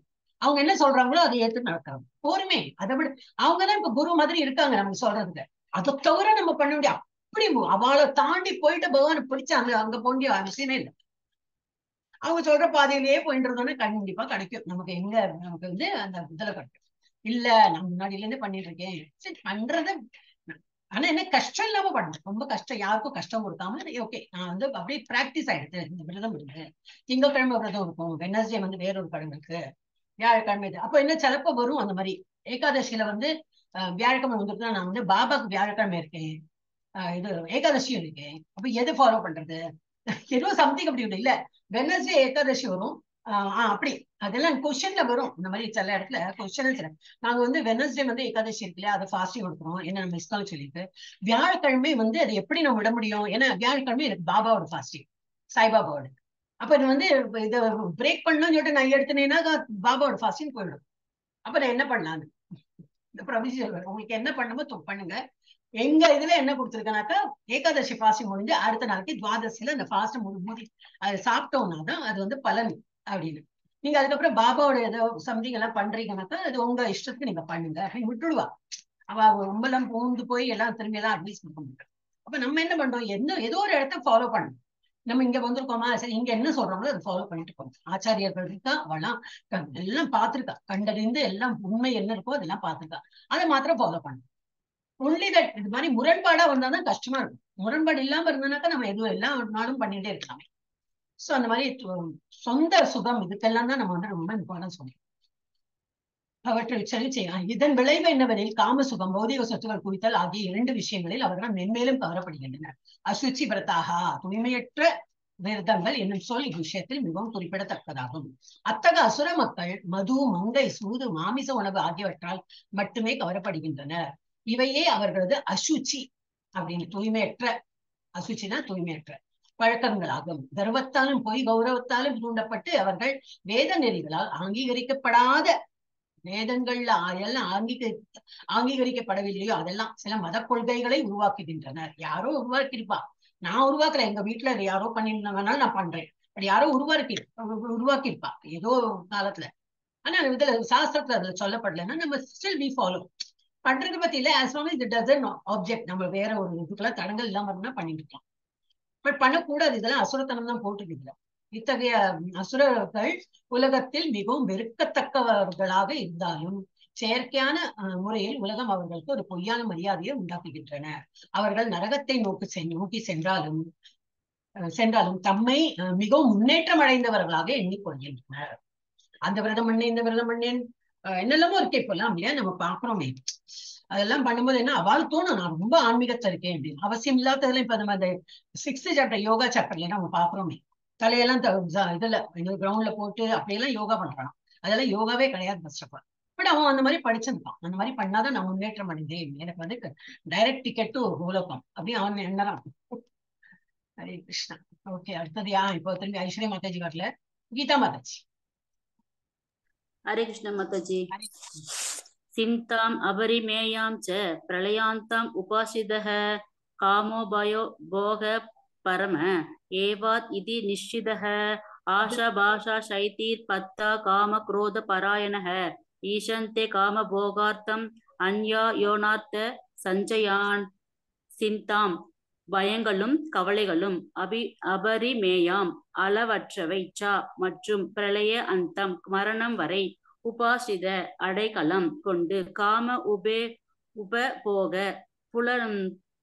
புலனுகர்ச்சி பரம வாழ்வின் மிக உயர்ந்த குறிக்கோளாக ஏவாத் இவ்வாறு இவ்வழியில் நிச்சிதா நிச்சயமாக ஆஷபாஷ ஆசைகள் என்னும் கயிறுகளால் ஷதை நூற்றுக்கணக்கான பத்தா பந்தப்பட்டு காமம் குரோத கோபத்தின் பராயண மனநிலையில் எப்போதும் நிலை பெற்று ஈசாந்தே அவர்கள் விரும்புகின்றனர். காமம் போக புலனின்பம் அர்த்தம் நோக்கத்திற்காக அநியாயமாக அர்த்த செல்வத்தை சஞ்சயான் சேகரிக்கின்றனர். மனித நாகரிகத்தின் முக்கிய தேவை புலன்களை திருப்தி செய்வதே என்று அவர்கள் நம்புகின்றனர். இவ்வாறாக வாழ்வின் இறுதி வரை உள்ள அவர்களது கவலைகள் அளக்க முடியாதவை. ஆசைகள் என்னும் நூற்றுக்கணக்கான கயிறுகளால் பந்தப்படுத்தப்பட்டு காமத்திலும் கோபத்திலும் முழுகி அவர்கள் புலனுகர்ச்சிக்காக அநியாயமாக வழிகளில் செல்வது சேர்க்கின்றனர். பொருளுரை: புலனின்பமே வாழ்வின் இறுதி குறிக்கோள் என்று ஏற்கும் அசுரர்கள் அக்கருத்தினை மரணமடையும் வரை தொடர்கின்றனர். மரணத்துக்கு பிறகு வாழ்க்கை உள்ளது என்பதை அவர்கள் நம்புவதில்லை. ஒருவன் இவ்வுலகில் செய்யும் செயல்களுக்கு கர்மத்திற்கு ஏற்ப பல்வேறு விதமான உடல்களை அடைகின்றான் என்பதிலும் அவனுக்கு நம்பிக்கை இல்லை. வாழ்க்கைக்கான அவர்களது திட்டம் எப்போதும் முடிவுறுவதில்லை. திட்டத்திற்கு மேல் திட்டம் தீட்டிக் கொண்டே செல்கின்றனர். இத்திட்டங்கள் எதுவும் ஒருபோதும் முடிவுறப் போவதில்லை. அத்தகைய அசுரத்தன்மையுடைய ஒருவரை பற்றி சுய அனுபவம் எமக்கு உள்ளது. அவர் மரணம் தருவாயிலும் கூட தனது வாழ்நாள் 4 வருடங்களாவது நீடிக்குமாறு மருத்துவம் வேண்டுகின்றனர். ஏனெனில் அவர் திட்டங்கள் இன்னும் முடிவு பெறவில்லை. வாழ்க்கை ஒரு கணத்தை கூட மருத்துவரால் நீட்டிக்க முடியாது என்பதை இத்தகு முட்டாள் மக்கள் அறிவதில்லை. கட்டளை வந்துவிட்டால் மனிதனுடைய ஆசை இடமே இல்லை. ஒருவன் எவ்வளவு காலம் அனுபவிக்க வேண்டும் என்பது விதிக்கப்பட்டுள்ளதோ அதற்கு மேல் ஒரு நொடி கூட இயற்கையின் சட்டங்கள் அனுமதிப்பதில்லை. கடவுள் மீதோ தன்னுள் இருக்கும் பரமாத்மாவின் மீதோ நம்பிக்கை இல்லாத அசுத்தன்மையுடைய மனிதர்கள் வெறும் புலனகர்ச்சிக்காக எல்லாவித பாவ செயல்களையும் செய்கின்றான். தனது இதயத்துக்குள் ஒரு சாட்சி அமைந்திருப்பதை அவன் அறியான். அந்த பரமாத்மா தனிப்பட்ட ஆத்மாவின் செயல்களை கவனித்துக் கொண்டிருக்கிறார். உபனிஷத்துகளில் கூறப்பட்டுள்ளதை போல ஒரு மரத்தில் 2 பறவைகள் அமர்ந்துள்ளன. செயல்படும் பறவையாக ஒன்று கிளைகளில் கனிகளை உண்டு இன்புறவோ துன்புறவோ செய்கிறது. மற்றதோ சாட்சியாக இருக்கிறது. ஆனால் அசுரத்தன்மையுடையவர்களுக்கு வேத இலக்கியங்களை பற்றி அறிவு இல்லை, எந்த நம்பிக்கையும் இல்லை. எனவே விளைவுகளை பற்றி சிந்திக்காமல் புலனின்பத்திற்காக எதையும் செய்வதை அவன் சகஜமாக உணர்கிறான். ஹரே கிருஷ்ண மாதாஜி. ஹரே கிருஷ்ணா. மனித நாகரிகத்தின் முக்கிய தேவை புலன்களை திருப்தி செய்வதே. நாகரிகம் இன்க்ரீஸ் ஆயிருக்குன்னா எதுல நாகரிகம் இன்க்ரீஸ் ஆயிருக்கு? ஃபேஷன்னாக்கா என்னது? உடை, சாப்பாட்டு, என்னது முன்னாடி ஆட்டுக்கல் அரைச்சிருந்தோம், இப்ப மிக்சியில அரைக்கிறோம், அது ஒரு ஃபேஷன் ஆயிட்டு. சௌரியம் இஸ் டிஃப்ரெண்ட். சௌரியம்ங்கிறது டிஃப்ரெண்ட். ஆனா அதெல்லாமே அது it was a wrong example of course. But எல்லாமே நம்ம நாகரிகம் சொல்லிட்டு சொன்ன பேர்ல நம்ம எல்லாமே வேற இதுல புலன்களை திருப்திப்படுத்துறதுலதான் இன்க்ரீஸ் பண்ணிருக்கோமே தவிர ஆன்மீகத்தை முன்னேற்றமே கிடையாது அந்த நாகரிகத்துல. இவ்வாறாக வாழ்வின் இறுதி உள்ள வரவே அவர்களுக்கு கவலைகள் அளக்க முடியாது. ஒரு பைக்கை வாங்கிட்டோமா சந்தோஷமா இருக்கும், அப்புறம் கொஞ்சம் கார் இருந்தா நல்லா இருக்கும், 4 பேர் சேர்ந்து போறாங்க, சரி எப்படி உங்களெல்லாம் ஒரு 10 வருஷம் 15 வருஷம் கார் வாங்கணும், அப்புறம் இன்னும் ஒரு 4 பேர் தான் உட்காருவாங்க, ஏன்னா அதுக்குள்ள ஃபேமிலி வளர்ந்துருக்கும். இன்னும் கொஞ்சம் பெரிய காரை ஒரு நல்ல இனோவா மாதிரி பின்னாடி உட்கார்ந்துட்டு என்ன பெட்டியெல்லாம் வச்சுன்னு போலாமே, இந்த பேக் எல்லாம் வச்சுன்னு போறாப்புல அளவே கிடையாது. ஏதோ ஒரு சைக்கிள்ல போயிட்டு இருந்தான், ஹாப்பியா இருந்தான். ஒரு பைக் ஆசைப்பட்டான், அப்புறம் பெட்ரோல் விலை அதையெல்லாம் சமாளிச்சுட்டு எப்படியோ இருந்தான். அப்புறம் ஒரு கார்ல இன்னும் பெரிய கார், இந்த மாதிரி இது ஒரு வெஹிக்கிளோடு தான்.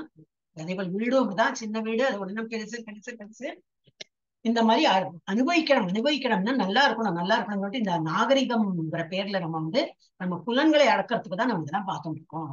அப்ப அவனுடைய கவலைகள் அளக்கவே முடியாது. ஆசைகள் என்னும் நூற்றுக்கணக்கான கயிறுகளால் பந்தப்படுத்தப்பட்டு நமக்கு இஷ்டம் இருக்கோ இல்லையோ, பக்கத்து வீட்டுக்காரன் என்ன சொல்லுவோம், நம்ம கிட்ட இல்லையே நினைப்பனே, அவனாவது காட்டத்துக்கு வேண்டியாவது வாங்குவா சில பேர்லாம். காமத்திலும் கோபத்திலும் மூழ்கி அவர்கள் புலனுகர்ச்சிக்காக அநியாயமான வழிகளில் செல்வத்தையும் சேர்க்கிறார்கள். அதுவும் தப்புதான். புலனின்பமே வாழ்வின் இறுதி குறிக்கோள் என்று ஏற்கும் அசுரர்கள் இக்கருத்தினை மரணம் வரை தொடர்கின்றனர். மரணத்திற்கு பிறகு வாழ்க்கை உள்ளது என்பதை அவர்கள் நம்புவதில்லை. இந்த வாழ்க்கை ஒரே வாழ்க்கை, நம்ம நல்லா வாழணும், அப்புறம் இறந்து போன அப்புறம் ஆயாச்சு, this is only show drama, இது முடிஞ்சாச்சுன்னா ஆச்சு, அப்படி அவன் நினைக்கிறான். ஒருவன் இவ்வுலகில் செய்யும் செயல்களுக்கு கர்மத்திற்கு ஏற்ப பல்வேறு விதமான உடல்களை அடைகின்றான் என்பதிலும் அவர்களுக்கு நம்பிக்கை இல்லை. வாழ்க்கைக்கான அவர்களது திட்டங்கள் எப்போதும் முடிவுறுவதில்லை. திட்டத்திற்கு மேல் திட்டம் தீட்டிக் கொண்டே செல்கின்றனர். இத்திட்டங்கள் எதுவும் ஒருபோதும் முடிவுற போவதில்லை. இத்தகைய அசுரத்தன்மையுடைய ஒருவரை பற்றி சுய அனுபவம் எமக்கு உள்ளது. அது பிரபுபாத இருக்காரு. இது படிக்கும்போது எனக்கு வேந்த ஒரு ஆச்சாரியார் சொன்னதுதான் நினைவு வந்தது. அவர் ஒரு ஸ்டோரி சொன்னார். இல்ல ஸ்டோரினா கற்பனை ஸ்டோரியா தான் இருக்கும். மாரல் இது இருக்கும். ஒரு ரொம்ப கஞ்ச பிஸ்னாரினா கஞ்சன். அவன் இறக்குற தருவாயில இருக்கான். அப்போ என்ன ஸ்டார்ட் பண்ணாரு அவர், ரொம்ப இதா இருக்காரு. அப்புறம் ரொம்ப அப்புறம் இறக்குற தருவாயில வந்தாச்சு. அப்போ என்ன எப்படி வந்தது, இதை படிக்கும்போது நினைவு வந்து சிரிப்பு வந்ததுக்கு. அப்புறம் இங்க போறான் ஷோ. இவ்வளவு நான் இறந்து போறேன்னு ஒரு நிமிஷம் இருங்க. எனக்கு இப்ப அது எக்ஸாக்ட்லி நினைவு வருது. ஏன்னா இறந்து போனவன் சம்சானத்தை போயிட்டு எப்படி என்ன ஒரு ஸ்டோரி அப்படி. ஓகே, எனக்கு அது மறந்து போயிடுத்தானா இது அவங்க படிக்கும் போது எனக்கு நினைவு வந்தது. அப்ப ரொம்ப இதா இருக்கு. அவன் இறக்க போறான்னு தெரியும். சரின்னு சொல்லிட்டு இதுக்கு போறான். இல்ல சாரி, அவன் இல்ல, வைஃப். ஓகே, அதான் பார்த்தேன். வைஃப் இறந்துட்டான். ரொம்ப எல்லாரும் இதுல இருக்கா, துக்கத்துல இருக்கா. இவனும் துக்கத்துல இருக்கான். அப்புறம் போயிட்டு இதுல அந்த ஸ்மசானம் எரிக்க விடுறாங்க. அங்கெல்லாம் ரொம்ப துக்கப்படுறான். ரொம்ப ஓஹோ ஆஹா மனைவி இறந்து போயிட்டாங்க, ரொம்ப துக்கத்துல இருக்கான். குழந்தைகள் ரொம்ப ஆஹா அப்பாவுக்கு இவ்வளவு துக்கம் இருக்கே அப்படி இப்படி ரொம்ப அவ ஃபீல் பண்றான். சரி அப்படின்னு. அப்ப என்னப்பா இவ்வளவு எல்லாம் துக்கப்படாதீங்கப்பா, அதுக்கு என்ன இப்போ வந்தவங்க எல்லாம் போய் தானே ஆகணும். இல்லப்பா எனக்கு அதெல்லாம் கவலை இல்லை, வந்தவங்க போகதான் போறாங்க. அவங்க நான் முன்னாடி அவங்க முன்னாடி போயிட்டாங்க. இவ்வளவு விறகெல்லாம் எடுத்து பண்றாங்களே, நான் ஏதோ துணி தொழில் தான் பண்ணிட்டு இருக்கேன். துணியோட ஜவுளி கடை தான் வச்சிருக்கேன். இதுல அவ்வளவு லாபம் வர மாட்டேங்கிறது. இதே என்னது இந்த கட்டை மர வியாபாரம் பண்ணியிருந்தேனாக்கா எவ்வளவு பேர் இறக்குறாங்க, லைன்ல நிக்கிறாங்க.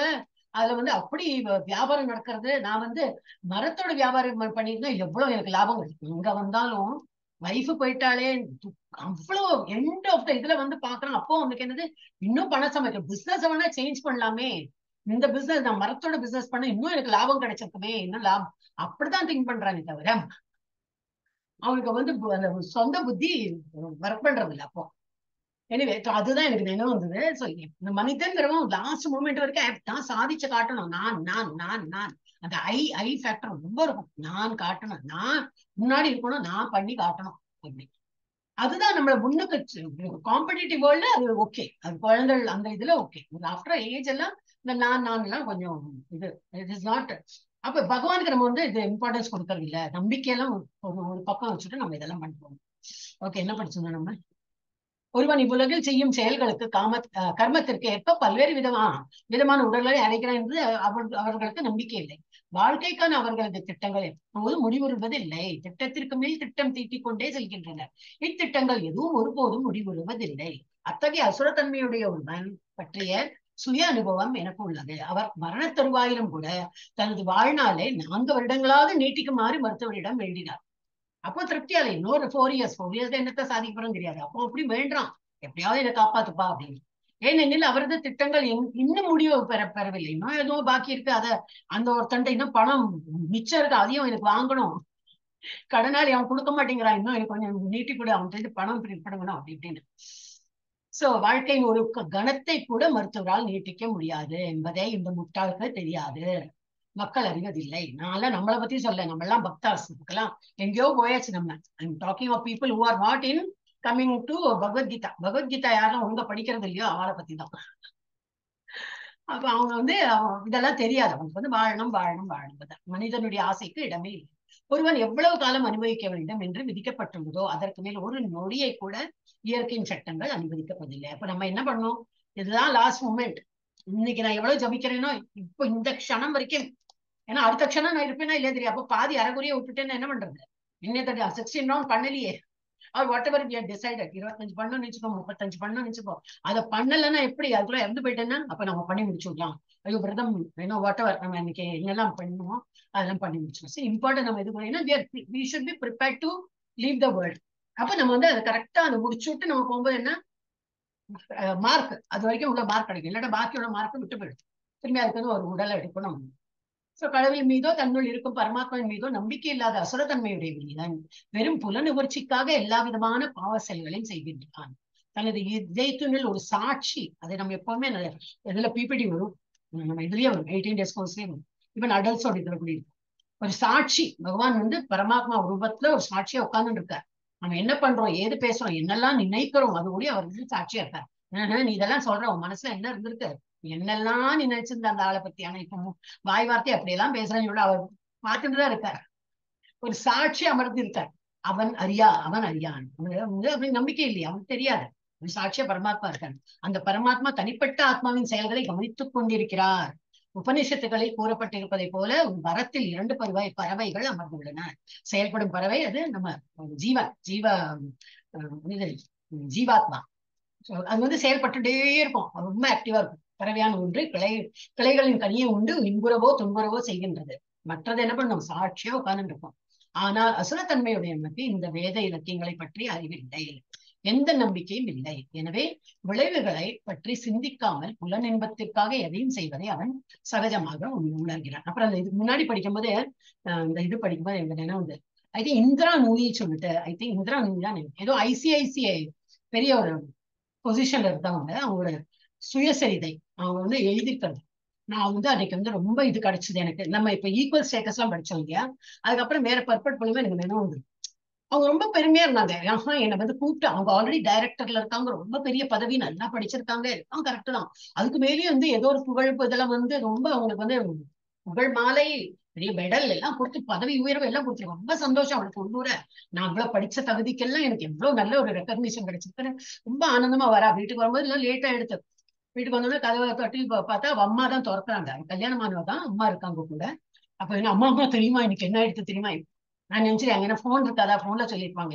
இருந்தாலும் வி ஹேவ் டு பிலீவ், அங்க என்ன எழுதியிருப்பாங்களோ அதை பிலீவ் பண்ணி நான் சொல்றேன். அம்மா தெரியுமா இன்னைக்கு எனக்கு இன்னும் ஆபீஸ்ல வந்து அவ்வளவு கொடுத்தாங்க, இது கொடுத்தாங்க, அது பண்ணாங்க, இது பண்ணேன், ரொம்ப பதவியோடு எல்லாம் அம்மா கேட்டுட்டு அடுத்தா எல்லாம் சொல்லி முடிச்சுட்டா. சரி எல்லாத்தையும் போயிட்டு 1/2 லிட்டர் பால் வாங்கிட்டு, என்னமா என்னாச்சு அப்படின்னு. பால் இல்ல, உங்க வீட்டுக்காரர் வந்திருக்காரு, அவருக்கு சாய் போடுறதுக்கு பால் கிடையாது. அப்ப நான்லாம் போக மாட்டேன், நீ போயிட்டு இப்போ வீட்டுக்கு வந்தாச்சுன்னா உன்னோட என்ன கடமை, வீட்டுல வந்து ஹவுஸ் ஒய்ஃபா இருக்கணும். அவங்க வீட்டுக்காரர் வந்தாச்சு, அவருக்கு சாய் போடுறதுக்கு பால் இல்ல, போய் பால் வாங்கிடுவாங்க.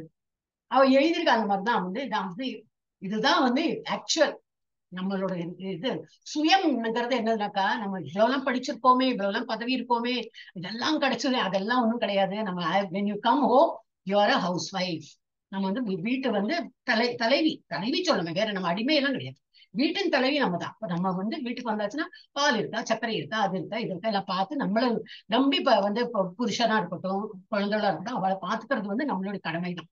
அம்மா வச்சுட்டு போனேனே அம்மா பாத்துப்பாங்க, அம்மா வேலைக்காரி இல்லையே, அம்மாவுக்கு நம்ம பண்ணி போடணும். நம்ம இல்லாத நேரத்துல பாத்துப்பாங்க. நம்ம இருக்கும்போது நம்ம வந்து அம்மா வந்து நமக்கு ஹெல்ப்புக்கு வந்தாலும் நம்மள அவங்கள பாத்துக்கணும். அந்த இதுக்குதான் வந்திருக்காங்க. சோ ரொம்ப நல்லா எழுதிருந்தாங்க, எனக்கு ரொம்ப பிடிச்சிருச்சு. I am of that category. Okay, நானும் வேலைக்கு போயிருக்கேன், படிச்சிருக்கேன், எல்லாம் ஓகே. இதெல்லாம் எனக்கு எப்பவுமே தோணும், வீட்டுல இருக்கிறவங்க வந்து நமக்கு வந்து ஒரு தனி. அதனால இல்லத்து அரசியல் எதுக்கு சொல்லியிருக்கா, என்னோட அடிமை, இல்லத்து அடிமைன்னு எல்லாம் நமக்கு பேர் கிடையாது, இல்லத்து அரசியல். நம்ம எல்லாம் அரசியல் தான். வேலைக்கு போனாலும் சரி, வேலைக்கு போகலனாலும் ஹவுஸ் ஒய்ஃப் தான். என்ன வேலை பண்றா, ஃபுல் டே வீட்டுலதான் இருக்கா. அவங்களாம் என்னது ரெக்கக்னேஷன் இல்லாத வேலை பண்றோம் நம்ம இல்லையா. ஆனா அதுக்கு வந்து தனி இது உண்டு. என்னத்துக்கு நம்ம அது படிச்சோம்னா, இப்படி இருக்கும்போது நமக்கு வந்து ஒரு ப்ரொடெக்ஷன் வேணும். புருஷனோட ப்ரொடெக்ஷனா இருக்கட்டும், இது என்னது ஆம்பளையானோட ப்ரொடெக்ஷனோ, இது வேணும்தான் வேணும். எல்லாம் எதிர்த்து குதிர்த்து இல்ல, அதெல்லாம் இல்லைன்னாக்கா இதுல வந்து இவன் படிச்சவங்க படிக்காதவங்களே எதிர்த்து சொல்லுவா, படிச்சவங்களும் அப்படி சொல்லுவா. நான் ஏதாச்சும் அப்படி படிச்சவங்க எதிர்த்துதான் இருக்கும். அப்ப நாம எல்லாம் படிச்ச என்ன யூஸ், படிச்சு நம்ம புத்தியை வளர்த்தி நம்ம சென்சிபிளா வேலை பண்றதுதான். ஆனா நமக்கு வந்து ஒருத்தர் சார்ந்துதான் இருக்க முடியும். எனிவே அது வந்து நினைவு இருந்தது. அவங்க வந்து சுயசரிதை படிச்சோன்னா நினைச்சேன், அவங்க இவ்வளவு பெரிய இது என்னது பட்டம் எல்லாம் வாங்கி எல்லாம் பண்ணியிருக்க பொசிஷன்ல இருக்கா. இருந்தாலும் ஹவு ஹம்பிள் ஷேஸ். அவர் ரியலைஸ் பண்ணிட்டா, எங்க அம்மா சொல்றது கரெக்ட் தான், நான் வீட்டுக்கு வந்தாச்சுன்னா வீட்டுல என்ன இருக்குல்ல, இது சாமான் இருக்கு இல்லைன்னு நான் தான் பார்த்து பண்ணணும். அது பெருமையெல்லாம் அந்த ஆபீஸோட முடிஞ்சு அந்த க்ளோஸ் பண்ணி வீட்டுக்கு வந்தோம்னா எல்லாத்தையும் அங்க வச்சுட்டு வந்தோம். பதவி இதெல்லாம் அங்கேயோட சரி. அந்த ஒரு அந்த ஜாப் போய் எடுத்தோன்னா அந்த பதவியும் போச்சு, எல்லாம் போச்சு. ரிட்டையர் ஆயிடுச்சுன்னா அது சொன்ன எப்பவுமே நம்ம படிக்கிற மாதிரி, ரிட்டையர் ஆயிடுச்சுன்னா பதவியும் போச்சு, எல்லாம் போச்சு, அந்த மாதிரி. எனவே அடுத்தது யார் படிக்கணும், கீதா மாதை படிச்சாச்சு இல்லையா. இப்ப யார் படிச்சா, கீதா மாதை தான் படிச்சா. ஜானி மாதை படி. ஹரே கிருஷ்ணா. இதம் அத்யமயா லப்தம் இமம் பிராப்ஸ்யே மனோரதம் இதம் அஸ்தீதம் அபிமே பவிஷ்யதி புனர்தனம் அசௌ மயா ஹத சத்ரோர் हनिष्ये सापरान् अपि ईश्वरोऽहम् अहं भोगी सिद्धोऽहं बलवान् सुखी आट्यो विजनवान् अस्मि पुण्योऽस्ति सत्रुषो मया यक्ष्ये दास्यामि मोदिष्य इत्यज्ञान विमोहता இதம் இந்த அத்ய இன்று மயா என்னால் லப்தம் அடையப்பட்டது இமம் இந்த பிராப்சியை அடைவேன் மன ரதம் எனது ஆசைகளுக்கு ஏற்ப இதம் இந்த அஸ்தி இருக்கின்றது இதம் இந்த அபி கூட மே எனது பவிஷ்யத்தி எதிர்காலத்தில் அது அதிகமாகும் புன மீண்டும் தனம் செல்வம் அசௌ அதுவும் மயா என்னால் ஹத கொல்லப்பட்டன சத்ரு எதிரி ஹனிஷ்யே கொல்வேன் ச மேலும் அபரான் மற்றவர்கள் அபி நிச்சயமாக ஈஸ்வர இறைவன் அகம் நானே போகி அனுபவிப்பவன் சித்த பக்குவமானவன் அகம் நானே பலவான் பலமுடையவன் சுகி மகிழ்ச்சியானவன் ஆட்ய செல்வமுடையவன் அபிஜனவான் செல்வம் செழிப்பு மிக்க உறவினர்களால் சூழப்பட்டவன் அஸ்மி நானே க யார் அந்நிய வேற்று நபர் அஸ்தி இருக்கிறான் சத்ருஷ போல மயா என்னை யக்ஷ்யே யாகம் செய்வேன் தாஸ்யாமி தானம் செய்வேன் மோதிஷ்ய இன்பமாக இருப்பேன் இது இவ்வாறு அஞ்ஞான அறியாமையால் விமோகிதா மயக்கப்பட்டு அசுரத்தன்மை உடையவன் எண்ணுகிறான் இன்று என்னிடம் இவ்வளவு சொத்து உள்ளது எனது திட்டங்களின்படி நான் நிறைய லாபம் அடையப் போகிறேன் தற்போது இவ்வளவு என்னுடையதாக இருக்கின்றது எதிர்காலத்தில் இது மேன்மேலும் பெருகும்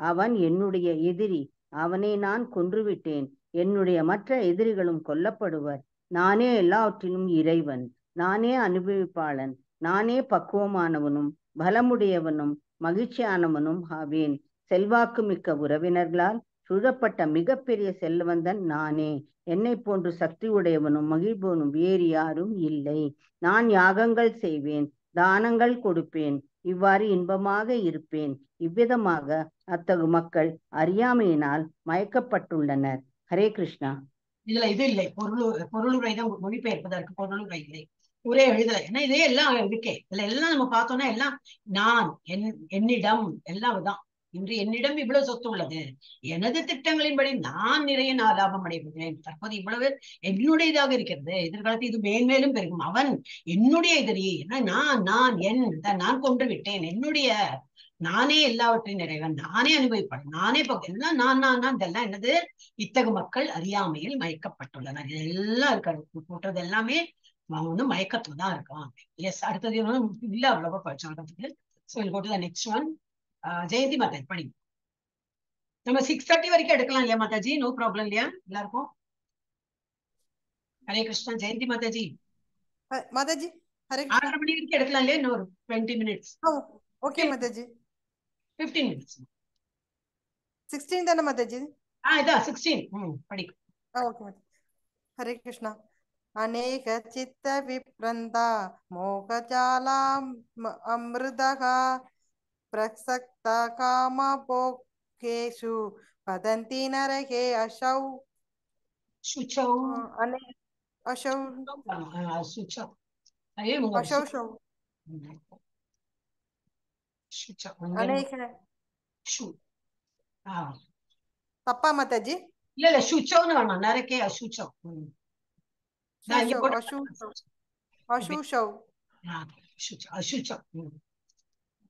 அநேக எண்ணற்ற சித்த கவலைகளால் விப்ரந்தா குழப்பமுற்று மோகத்தின் ஜால வலையினால் ஸ்மிருத சூழப்பட்டு பிரகஸ்தா பற்றுதல் கொண்டு காம போகேசு புலனுகர்ச்சியில் பக்தி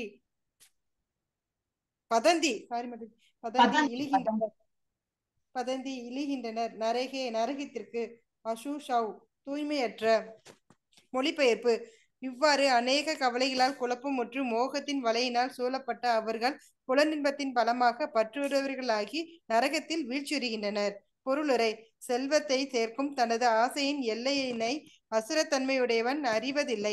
அது வரம்பற்றதாகும். தன்னிடம் தற்போது இவ்வளவு செல்வம் உள்ளது என்றும் இருக்கும் செல்வத்தை மேன்மேலும் ஈடுபடுத்துவதற்கான திட்டங்கள் யாவை என்பதை மட்டுமே அவன் எண்ணுகின்றான்.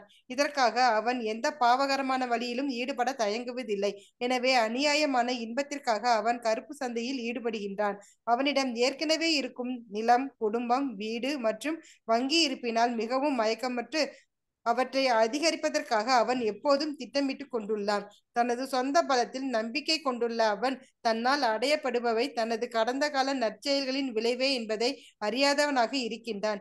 இத்தகு விஷயங்களை சேகரிப்பதற்கு அவனுக்கு ஒரு வாய்ப்பு கொடுக்கப்பட்டுள்ளது.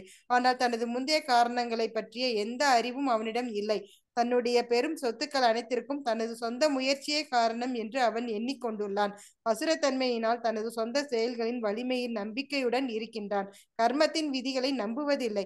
கர்ம விதிகளின்படி ஒரு மனிதன் உயர்ந்த குடும்பத்தில் பிறக்கின்றான், அல்லது செல்வந்தனாக ஆகின்றான், அல்லது மிகுந்த கல்வியறிவை பெறுகின்றான், அல்லது மிகவும் அழகானவனாய் இருக்கின்றான். இவை அவனால் முன்பு செய்யப்பட்ட நற்செயல்களின் விளைவுகளே. ஆனால் அசுரத்தன்மை உடையவனோ இவையெல்லாம் தற்செயலானவை என்றும் தனது சொந்த திறமையினால் வலிமையினால் சேர்க்கப்பட்டவை என்றும் எண்ணுகின்றான். பலதரப்பட்ட மக்கள், அழகு மற்றும் கல்விக்கு பின்னால் ஓர் ஏற்பாடு இருப்பதை அவன் உணர்வதில்லை. இத்தகு அசுரத்தன்மையுடைய மனிதனிடம் போட்டிக்கு வரும் எவனுமே அவனது எதிரியாகி விடுகின்றான். அசுரத்தன்மையுடைய மக்கள் பலர் இருக்கின்றனர். இவர்களில் ஒவ்வொருவரும் மற்றொருவனுக்கு எதிரியே. இந்த விரோதம் மேன்மேலும் ஆழமாகிக் கொண்டே செல்கின்றது. நபர்களுக்கு இடையில், பின்னர் குடும்பங்களுக்கு இடையில், சமூகங்களுக்கு இடையில் என்று இறுதியில் நாடுகளுக்கு இடையில் இந்த விரோதம் மலர்கின்றது. இவ்வாறு சச்சரவு, போர் மற்றும் விரோதங்கள் உலகெங்கும் தொடர்கின்றன. மற்ற எல்லாருடைய தியாகத்தின் மூலம் தான் வாழலாம் என்று ஒவ்வொரு அசுரத்தன்மையினும் நினைக்கின்றான். பொதுவாக அசுரத்தன்மையுடையவன் தன்னையே பரமபுருஷ பகவானாக எண்ணுகிறான். மேலும் அத்தகு சுபாவமுடையவன் தன்னை பின்பற்றவரிடம் பிரச்சாரம் செய்கின்றான். கடவுள், நீங்கள் ஏன் எல்லா இடங்களிலும் தேடிக்கொண்டுள்ளீர்? நீங்களே கடவுள். நீங்கள் எதை விரும்பினாலும் அதை செய்யலாம். கடவுளை நம்பாதீர். கடவுளை தூக்கி எறியுங்கள். கடவுள் இறந்து விட்டான்.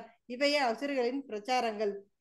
தனக்கு சமமான அல்லது தன்னை விட அதிகமான செல்வமும் செல்வாக்கும் உடைய நபர்கள் அசுரத்தன்மையினாலும் கண்டாலும் கூட தன்னை விட செல்வந்தர் யாரும் இல்லை என்றும் தன்னை விட செல்வாக்கு உடையவர் யாரும் அல்லர் என்றும் நினைக்கின்றான். உயர் கிரகங்களுக்கு ஏற்றம் பெறுவதை பொறுத்தவரை யாகங்கள் செய்வதில் அவனுக்கு நம்பிக்கை இல்லை.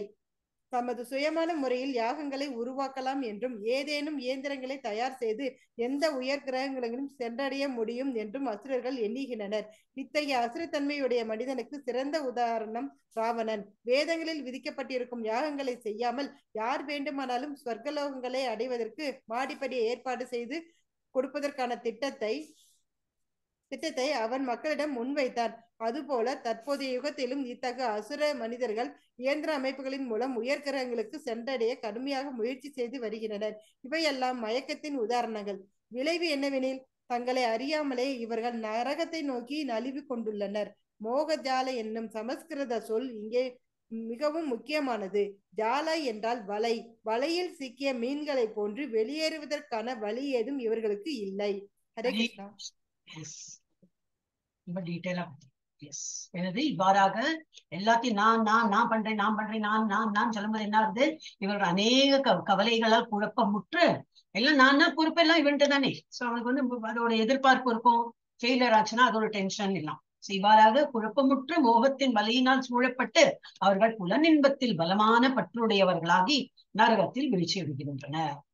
சோ செல்வத்தை சேர்க்கும் தனது ஆசையின் எல்லையினை அசுரத்தன்மையுடையவன் அறிவதில்லை. ஏன்னா அதிகரிச்சுட்டே போகும்.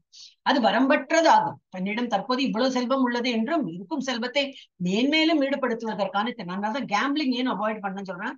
கேம்பிளிங்ல என்ன, இன்னும் பணம் சம்பாதிக்கணும் அதுதானே அந்த ஒரு நோக்கம் இருக்கிறவதான் கேம்பிளிங் பண்ணுவான். நம்ம போறவங்கிறவங்க கேம்பிளிங் பண்ணவே மாட்டானே இல்லையா. கேம்பிளிங் பண்றவங்க வந்து லாட்டரி வாங்குறது கேம்பிளிங், அதெல்லாம் கேம்பிளிங் தான்.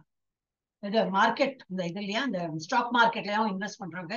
இன்னைக்கு எவ்வளவு ஆச்சு மேல போச்சுதான் கீழ்படுத்தான். அதுக்குள்ள கோல்டுல எல்லாம் இன்வெஸ்ட் பண்றாங்க. அதான் டெய்லி கோல்டோட ரேட் பார்த்துன்னு இருப்பாங்க. நான் அவ்வளவு கோல்டு வாங்கினேன் இப்ப எடுத்தேன் எல்லாம். இப்ப இன்னைக்கு நேத்தி வாங்கினேன் இவ்வளவு காஸ்ட்லியா வாங்கினேன், இன்னைக்கு எல்லாம் கம்மியா எடுத்தேன், நான் இன்னைக்கு வாங்கிருக்கணுமா இருந்தது. அப்புறம் இன்னும் ஏறி எடுத்தான், நான் நேத்தே வாங்கினேன் நன்னாச்சு. இதுதான் அப்ப டெய்லி அந்த ஒரு ஆங்ஸைட்டிலேயே இருப்பாங்க அவங்க. இது வரம்பற்றதாகும். தன்னிடம் தற்போது இவ்வளவு செல்வம் உள்ளது என்றும் இருக்கும் செல்வத்தை மேன்மேலும் அதிக ஈடுபடுத்துவதற்கான திட்டங்கள் யாவை என்பதை மட்டுமே அவன் எண்ணுகிறான். பணம் பணம் பணம், பணத்தை எப்படி இன்க்ரீஸ் பண்ணணும். இதற்காக அவன் ஒரே ஒரு இது ரீசன் தெரியும். ஒரு வியாதின்னு போச்சு. நம்ம சும்மா வியாதி தானே, ஏதோ முனிசிபல் ஹாஸ்பிட்டல் நம்ம போயிடுவோமா? அவ்வளவு சீக்கிரம்லாம் போக மாட்டோம். வேற வழியில என்ன போவோம் அப்கோர்ஸ். ஏன்னா நான் ஒரு இம்பார்ட்டன்ட், ஐயோ நமக்கு பெரிய வியாதி கொடுத்துனா நமக்கு கொஞ்சம் கன்சர்ன் ஆயிடும். இல்ல பிரைவேட்ல போயிட்டு பார்க்கலாம், அட்லீஸ்ட் டெஸ்ட் எடுக்கலாம். என்ன நமக்கு உயிர் பயம் வந்துடும், நம்ம நன்னாகணும். அப்ப அது என்ன, ஒரு ட்ரீட்மெண்ட் அது இதுன்னா இன்னும் பெரிய பெரிய மல்டிநேஷனல் எல்லாம் ஃபர்ஸ்ட் பணத்தை கொடுத்துட்டு தான் உள்ளே என்ட்ரி பண்ண வைக்கிறாங்க இல்லையா, அந்த மாதிரி. சோ நம்ம என்ன பண்ணுவோம், நம்ம முனிசிபல் சீக்கிரம் எல்லாம் போக மாட்டோம். நம்ம இதெல்லாம் பணத்தை கொடுத்து இவ்வளவு சம்பாதிச்சு சாப்பாடும் கிடையாது, தூக்கம் கிடையாது, இவ்வளவு சம்பாதிச்சது என்னது, அந்த டாக்டர் அந்த hospital is making money out of நம்ம சம்பாதிக்கலாம், அவங்களுக்கு தான் போய் சார் டாக்டருக்கும் ஹாஸ்பிட்டல். சரி, ஹேவ் டு பி லிட்டில். அதுதான் பணம் சம்பாதிக்கிறதுக்கு இருக்கிறவங்களுக்கு வியாதி வருது இல்லையா, அவங்களுக்கும் வரும். ஆனா பகவான் அவளுக்கும் ஒரு ஏற்பாடு பண்ணியிருக்காரு. முனிசிபல் ஹாஸ்பிட்டல்லாம் நல்ல ட்ரீட்மெண்ட் எல்லாம் இருக்கும். அது போல முனிசிபல் ஹாஸ்பிட்டல் போகணும். சோ இந்த மாதிரி நிறைய இருக்கு. இப்பதான் எறும்புக்கு கூடி ஒரு வாழ்க்கை கொடுத்திருக்காரு. அந்த எறும்புக்கு யாரு ஃபீடு பண்ற, இல்ல எலிஃபென்ட் ஒரு பெரிய ஆணை, அந்த யானையும் வளர்த்துறவன் பெரிய ஒரு கோடீஸ்வரன்லாம் இல்லை, ஏதோ சாதாரண மனிதன். நான் இவ்வளவு அந்த ஆணைக்கு குவிண்டால் கணக்குல சாப்பாடு கொடுக்கணும்.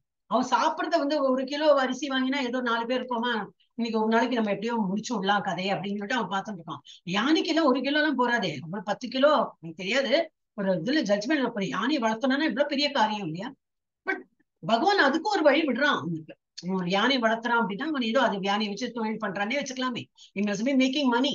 பட் அந்த யானையும் இன்னைக்கு இன்னைத்த காலத்துல யானையும் சர்வை பண்றது, ஒரு எறும்பும் சர்வை பண்றதுன்னா யார் இதுக்கெல்லாம் பின்னாடினா பகவான் ஒரு இதுதான். சோ நம்ம என்ன நினைக்கிறோம், முட்டாள்தனமா நம்ம பகவான் பேர் நம்பிக்கை இல்லாததுனாலதான் நம்ம இல்ல இன்னும் பணம் சம்பாதிக்கணும், நாளைக்கு இல்லாம போச்சுனான்னு சொல்லிட்டு அப்படி உயிரை கொடுத்து நம்ம பணம் பணம் பணம்னு பண்ணும்போது அது எவ்வளவு பெரிய தப்பு அப்படின்னு போட்டிருக்கு. செல்வத்தை மென்மேலும் ஈடுபடுவதற்கான திட்டங்கள் யாவை என்பதை மட்டுமே அவன் எண்ணுகின்றான். இதற்காக அவன் எந்த பாவகரமான வழியிலையும் ஈடுபட தயங்குவதில்லை. எனவே அநியாயமான இன்பத்திற்காக அவன் கருப்பு சந்தையில் ஈடுபடுகிறான், பிளாக் மார்க்கெட். அவனிடம் ஏற்கனவே இருக்கும் நிலம், குடும்பம், வீடு மற்றும் வங்கி இருப்பினால் மிகவும் மயக்கப்பட்டு அவற்றை அதிகரிப்பதற்காக இருக்கிறதே போறோம். நம்ம இருக்கிறதுக்கு சொல்லுவாங்க இல்லையா, 6 அடி என்ன சொல்லுவாங்க இல்லையா, 6 அடி நிலம் போறோம். ஒருத்தனுக்கு எவ்வளவுதான் நமக்கு இடம் வேணும், படுத்திருந்தா எவ்வளவு 6 அடி ஒரு இடம் இருந்தா போதுமே, அது இருந்தா போறோம்னு. அதெல்லாம் யாரு அப்படி எல்லாம் நம்ம ஒன்னும் இருந்ததில்லை. இன்னும் கொஞ்சம் சௌரியமா இருக்கலாம், இன்னும் சௌரியமா இருக்கலாம். அப்புறம் இறந்து போனப்பறம் இதெல்லாம் நம்ம கூட வரப்போறது இல்ல, நம்ம விட்டுட்டு போறவங்க அவங்க அடிச்சுக்க போறாங்க, அதுக்குதான் வழி வகுத்துட்டு போறாங்க. சோ அவன் இதற்காக அவன் எந்த ஓகே. எனவே அநியாயமான இன்பத்திற்காக அவன் கருப்பு சந்தையில் ஈடுபடுகின்றான். அவனிடம் ஏற்கனவே இருக்கும் நிலம், குடும்பம், வீடு மற்றும் வங்கி இருப்பினால் மிகவும் மயக்கப்பட்டு அவற்றை அதிகரிப்பதற்காக அவன் எப்பொழுதும் திட்டமிட்டு கொண்டுள்ளான். தனது சொந்த பலத்தில் நம்பிக்கை கொண்டுள்ள அவன் தன்னால் அடையப்படுபவை தனது கடந்த கால நற்செயல்களின் விளைவை, இப்போ இருக்கிற நான் என்ன அனுபவிக்கிறேனோ அதெல்லாம் கடந்த கால நான் என்னோ புண்ணியம் பண்ணியிருக்கேன், பகவானுடைய ஏதோ இது பண்ணிருக்கேன், அதான் இந்த மாதிரி இவ்வளவு நமக்கு கிடைச்சிருக்கு, அதெல்லாம் அவனுக்கு தெரியாது என்பதை அறியாதவனாக இருக்கிறான். இத்தகைய விஷயங்களை சேகரிப்பதற்கு அவனுக்கு ஒரு வாய்ப்பு கொடுக்கப்பட்டுள்ளது. ஆனால் தனது முந்தைய காரணங்களை பற்றிய எந்த அறிவும் அவனிடம் இல்லை. தன்னுடைய பெரும் சொத்துக்கள் அனைத்திற்கும் தனது சொந்த முயற்சியே காரணம். நாணிலிருந்து நான் தான் வாங்கி போட்டேன் தெரியுமா, இந்த குடும்பம் இன்னைக்கு இப்படி இருக்குன்னா என்னோட இது அப்படின்னு எவ்வளவு பேர் சொல்லுவோம். நான் மாத்திரம் இல்லைன்னா இந்த குடும்பத்துல நீங்க என்னெல்லாமோ டயலாக் எல்லாம் நினைவு வரும். நீ இல்லைன்னா இன்னும் நல்லா இருப்பாங்க. நம்ம இல்லைன்னா நம்ம காட்டுக்கு போயிட்டோம் வச்சுக்கோங்க, நம்ம வீட்டுக்காரன் சரி மக்களும் சரி ரொம்ப ஜாலியா இருப்பாங்க. நம்மளோட இந்த ஜபா பண்றது என்ன அதெல்லாம் அவங்கள ஃபோர்ஸ் பண்றது அதெல்லாம் இல்லாம நிம்மதியா இருப்பாங்க. ஆனா நம்ம எல்லாம் பெருமையா சொல்லிப்போம், ஓகே நான் மாத்திரம் இல்லைன்னா இந்த குடும்பம் என்ன இருக்குன்னு தெரியுமா அப்படின்னு ஒன்னும் ஆகாது. ஓகே, இத்தனை விஷயம். ஓகே, தன்னுடைய பெரும் சொத்துக்கள் அனைத்திற்கும் தனது சொந்த முயற்சியை காணும் என்று அவன் எண்ணிக்கொண்டுள்ளான். அசுரத்தன்மையினன் தனது சொந்த செயல்களின் வலிமையில் நம்பிக்கையுடன் இருக்கின்றான். கர்மத்தின் விதிகளை நம்புவதில்லை. கர்ம விதிகளின்படி ஒரு மனிதன் உயர் குடும்பத்தில் பிறக்கிறான் அல்லது செல்வந்தராக ஆகிறான். இன்னைக்கு நம்ம என்னெல்லாம் அனுபவிச்சிருப்போமோ, துக்கம் இருந்தாலும் ஏதோ பாவம் பண்ணிருக்கோம் அதனால துக்கம் அனுபவிக்கிறோம் சொல்லிட்டு சமமா ஒரு சமாதானமா போறவன் ஆன்மீகத்துல முன்னேற்றம் அடைஞ்சிருக்கான் அப்படின்னு. ஆனா இதுல எல்லாம் நம்பிக்கை இல்லாதவனே நினைக்கிறான், என்னோட முயற்சியில பண்ணிருக்கேன்னு நினைக்கிறான். சோ செல்வந்தனாக இருக்கிறான் அல்லது மிகுந்த கல்வி அறிவை பெறுகிறான் அல்லது மிகவும் அழகாக இருக்கேன். என்ன ஃபேக்டர் இன்னைக்கு இருக்கோ, it is all because of our karma. இதுக்கு முன்னாடி நம்ம என்ன பண்ணிருக்கோமோ அக்கார்டிங் டு தட். என்னது இருக்கிறான். இவை அவனால் முன்பு செய்யப்பட்ட செயல்களின் விளைவுகளே. ஆனால் அசுரத்தன்மையுடையவனோ இவையெல்லாம் தற்செயலானவை என்றும் தனது சொந்த திறமையின் வலிமையால் சேர்க்கப்பட்டவை என்றும் எண்ணுகின்றான். பலதரப்பட்ட மக்கள் அழகு மற்றும் கல்விக்கு பின்னால் ஒரு ஏற்பாடு இருப்பதை அவன் உணர்வதில்லை. இத்தகைய அசுரத்தன்மையுடைய மனிதனிடம் போட்டிக்கு வரும் எவனுமே அவனது எதிரியாகி விடுகிறான். அசுரத்தன்மையுடைய மக்கள் பலர் இருக்கின்றனர். இவர்களில் ஒவ்வொருவரும் மற்றவருக்கு எதிரியே. யாரை பார்த்தாலும் எதிரியா தான் தோணும். ஏன்னா அவன் என்ன காம்பீட் பண்றான், அது எப்படி நான் தானே ஃபர்ஸ்ட் எடுக்கணும், அது எப்படி நீ என்ன காம்பீட் பண்ண, அவன் எனிமி, எனிமி. அப்போ எல்லாருமே அவங்க வந்து இந்த விரோதம் மேன்மேலும் ஆழமாக்கி கொண்டே செல்கின்றன. நபர்களுக்கு இடையில், பின்னர் குடும்பங்களுக்கு இடையில், சமூகங்களுக்கு இடையில் என்று இறுதியில் நாடுகளுக்கு இடையில் இந்த விரோதம் வளர்கின்றன. இவ்வாறு சச்சரவு, போர் மற்றும் விரோதங்கள் உலகெங்கும் தொடர்கின்றன. மற்ற எல்லாருடைய தியாகத்தின் மூலம் தான் வாழலாம் என்று ஒவ்வொரு அசுரத்தன்மையினும் நினைக்கின்றான். பொதுவாக அசுரத்தன்மையுடையவன் தன்னையே பரமபுருஷ பகவானாக எண்ணுகிறான். அவன் தான் ஸ்கிரிப்சரே படிக்கிறது இல்லையே. எங்கிட்ட எல்லாம் திறன் இருக்கு, நான் தான் எல்லாம் உண்டு பண்ணிருக்கேன், இப்ப நான் தானே கடவுள். கடவுள்னு சொல்ல மாட்டான்னு இருக்கும், பட் நான் தான் எல்லாத்தையும் படைக்கிறேன். நான் என்னாலதான் குடும்பமே தழைச்சுருக்கு. நான் படிச்சேன், சம்பாதிச்சேன், இன்னைக்கு குடும்பம் இந்த வீடெல்லாம் கட்டியிருக்கேன்னா நான் எல்லாம் நான். மேலும் அத்தகைய சுபாவமுடையவன் தன்னை பின்பற்றுபவர்களிடம் பிரச்சாரம் செய்கிறான். என்னது, கடவுள் நீங்கள் ஏன் எல்லா இடங்களையும் தேடிக்கொண்டுள்ளீர், நீங்களே கடவுள், நீங்கள் எதை விரும்பினாலும் அதை செய்யலாம், கடவுளை நம்பாதீர். அந்த மாதிரி வேற புரபகண்டா வேற பண்ணும். கடவுளை தூக்கிறீங்கள், கடவுள் இறந்து விட்டான். இவையே அசுரர்களின் பிரச்சாரங்கள். தனக்கு சமமான எல்லா அல்லது தன்னை விட அதிகமாக செல்வமும் செல்வாக்கும் உடைய நபர்களே அசுரத்தன்மையினன் கண்டாலும் கூட தன்னை விட செல்வந்தர் யாரும் இல்லை என்று, தன்னை விட செல்வாக்குடையவர் யாரும் அல்லர் என்றும் நினைக்கின்றான். உயர் கிரகங்களுக்கு ஏற்றம் பெறுவதை பொறுத்தவரை யாகங்கள் செய்வதில் அவனுக்கு நம்பிக்கை இல்லை. தமது சுயமான முறையில் யாகங்களை உருவாக்கலாம் என்றும், ஏதேனும் இயந்திரங்களை தயார் செய்து எந்த உயர் கிரகங்களையும் சென்றடைய முடியும் என்றும் அசுரர்கள் எண்ணுகின்றனர். இத்தகைய இந்த இதுலயும் வந்தது, அதுவும் வாட்ஸ்அப்ல தான், நிறைய வாட்ஸ்அப் யூனிவர்சிட்டியில தான் நிறைய இன்ஃபர்மேஷன் வருது. நம்ம இதுல போட்டிருந்தோம் இல்லையா, இந்த தமிழ்ல வந்து அது இதெல்லாம் எல்லாம் ரிலேட்டட் டு தேட் தான் ஒரு இது வந்தது. இதெல்லாம் எப்படி போக முடியும், இந்த மாதிரி ஸ்பேஸோட எல்லாம் கொடுத்துருக்காங்க. இந்த வந்து இவ்வளவு கிலோமீட்டர், இவ்வளவு இது இங்கே அப்ப அந்த உலகத்துக்கு போனோம்னாக்கா இவ்வளவு கிலோமீட்டர் எல்லாம் கணக்கு போட்டு it is video come audio இருக்குது. சரி, அப்ப இதுல இவ்வளவுலாம் சந்திரமண்டலத்துக்கு போறாங்க, சூரியன் இன்னைக்கு சூரியன் இது அது பக்கத்துல ஆர்பிட்லயும் போறாங்கனாக்கா இதுலயும் போலாம். ஆனா அவங்களுக்கு கண்ணுக்கு தெரியாது. அதுதான் ஃபன்னி பார்ட். அவங்களுக்கு அந்த மாதிரி இப்போ மேருமலை இருக்கு அப்படிங்கிறாங்க, ஆன்மீகத்துல இருக்குதான், ஆனா நம்ம கண்ணுக்கு அது எங்க இருக்கு தேடணும், எந்த கான்டினென்ட்ல எந்த ஸ்பேஸ்ல இருக்குன்னு தெரியாது. அதுக்கெல்லாம் ஒரு இது தன்மை ஒண்ணு. சோ அந்த மாதிரி ஒரு இடம் இருக்கு. அந்த இடத்துக்கு போறதுக்கு என்னது எல்லாம் நம்ம வந்து அதுக்கு பெட்ரோல் என்ன அதெல்லாம் எல்லாம் மெஷின்லாம் அவ்வளவு ஹை இதுல பண்ணாலும் அது அவங்களுக்கு கண்ணுக்கு தெரியாது. இந்த மாதிரி உயர் கிரகங்களை சென்றடைய முடியும் என்று அசுரர்கள் எண்ணுகின்றனர். இத்தகைய தன்மையுடைய மனிதனுக்கு சிறந்த உதாரணம் ராவணன். வேதங்களில் விதிக்கப்பட்டிருக்கும் யாகங்களை செய்யாமல் யார் வேண்டுமானாலும் ஸ்வர்கலோகங்களை அடைவதற்கு மாடிப்படியை ஏற்பாடு செய்து கொடுப்பதற்கான திட்டத்தை அவன் மக்களிடம் முன்வைத்தான். அதுபோல தற்போதைய யுகத்திலும் இத்தகைய அசுர மனிதர்கள் இயந்திர அமைப்புகளின் மூலம் உயர்கங்களை சென்றடைய கடுமையாக முயற்சி செய்து வருகின்றனர். இவையெல்லாம் மயக்கத்தின் உதாரணங்கள். விளைவு என்னவெனில் தங்களை அறியாமையிலேயே இவர்கள் நரகத்தை நோக்கி நழுவி கொண்டுள்ளனர். மோகஜால, இதுதான் ஜால்னா என்னது, இது நெட். நம்ம நெட்ல வந்து பிடிபட்டு விடுறோம். மோகங்கிற அந்த நெட்ல பிடிபட்டுரும் என்னும் சம்ஸ்கிருத சொல் இங்கு மிகவும் முக்கியமானது. ஜால என்றால் வலை, வலையில் சிக்கிய மீன்களை போல் வெளியேறுவதற்கான வழி ஏதும் இவர்களுக்கு இல்லை. நம்ம வந்து 17 வந்து நாளைக்கு பார்க்கலாம். மோஸ்ட்லி நாளைக்கு முடிச்சிருவோம், ஏன்னா 24 தான் இருக்கு. அப்புறம் பிபிடி நம்ம நாளைக்கு பார்த்துட்டோம்னா 16 முடிஞ்சிடும். ஸோ நீங்க வந்து அதோட கொஸ்டின் ஆன்சர் எழுதணும். ஓகே, ஹரே கிருஷ்ணா. முடிக்கிறேன். ஃபர்ஸ்ட் எங்க இருக்கு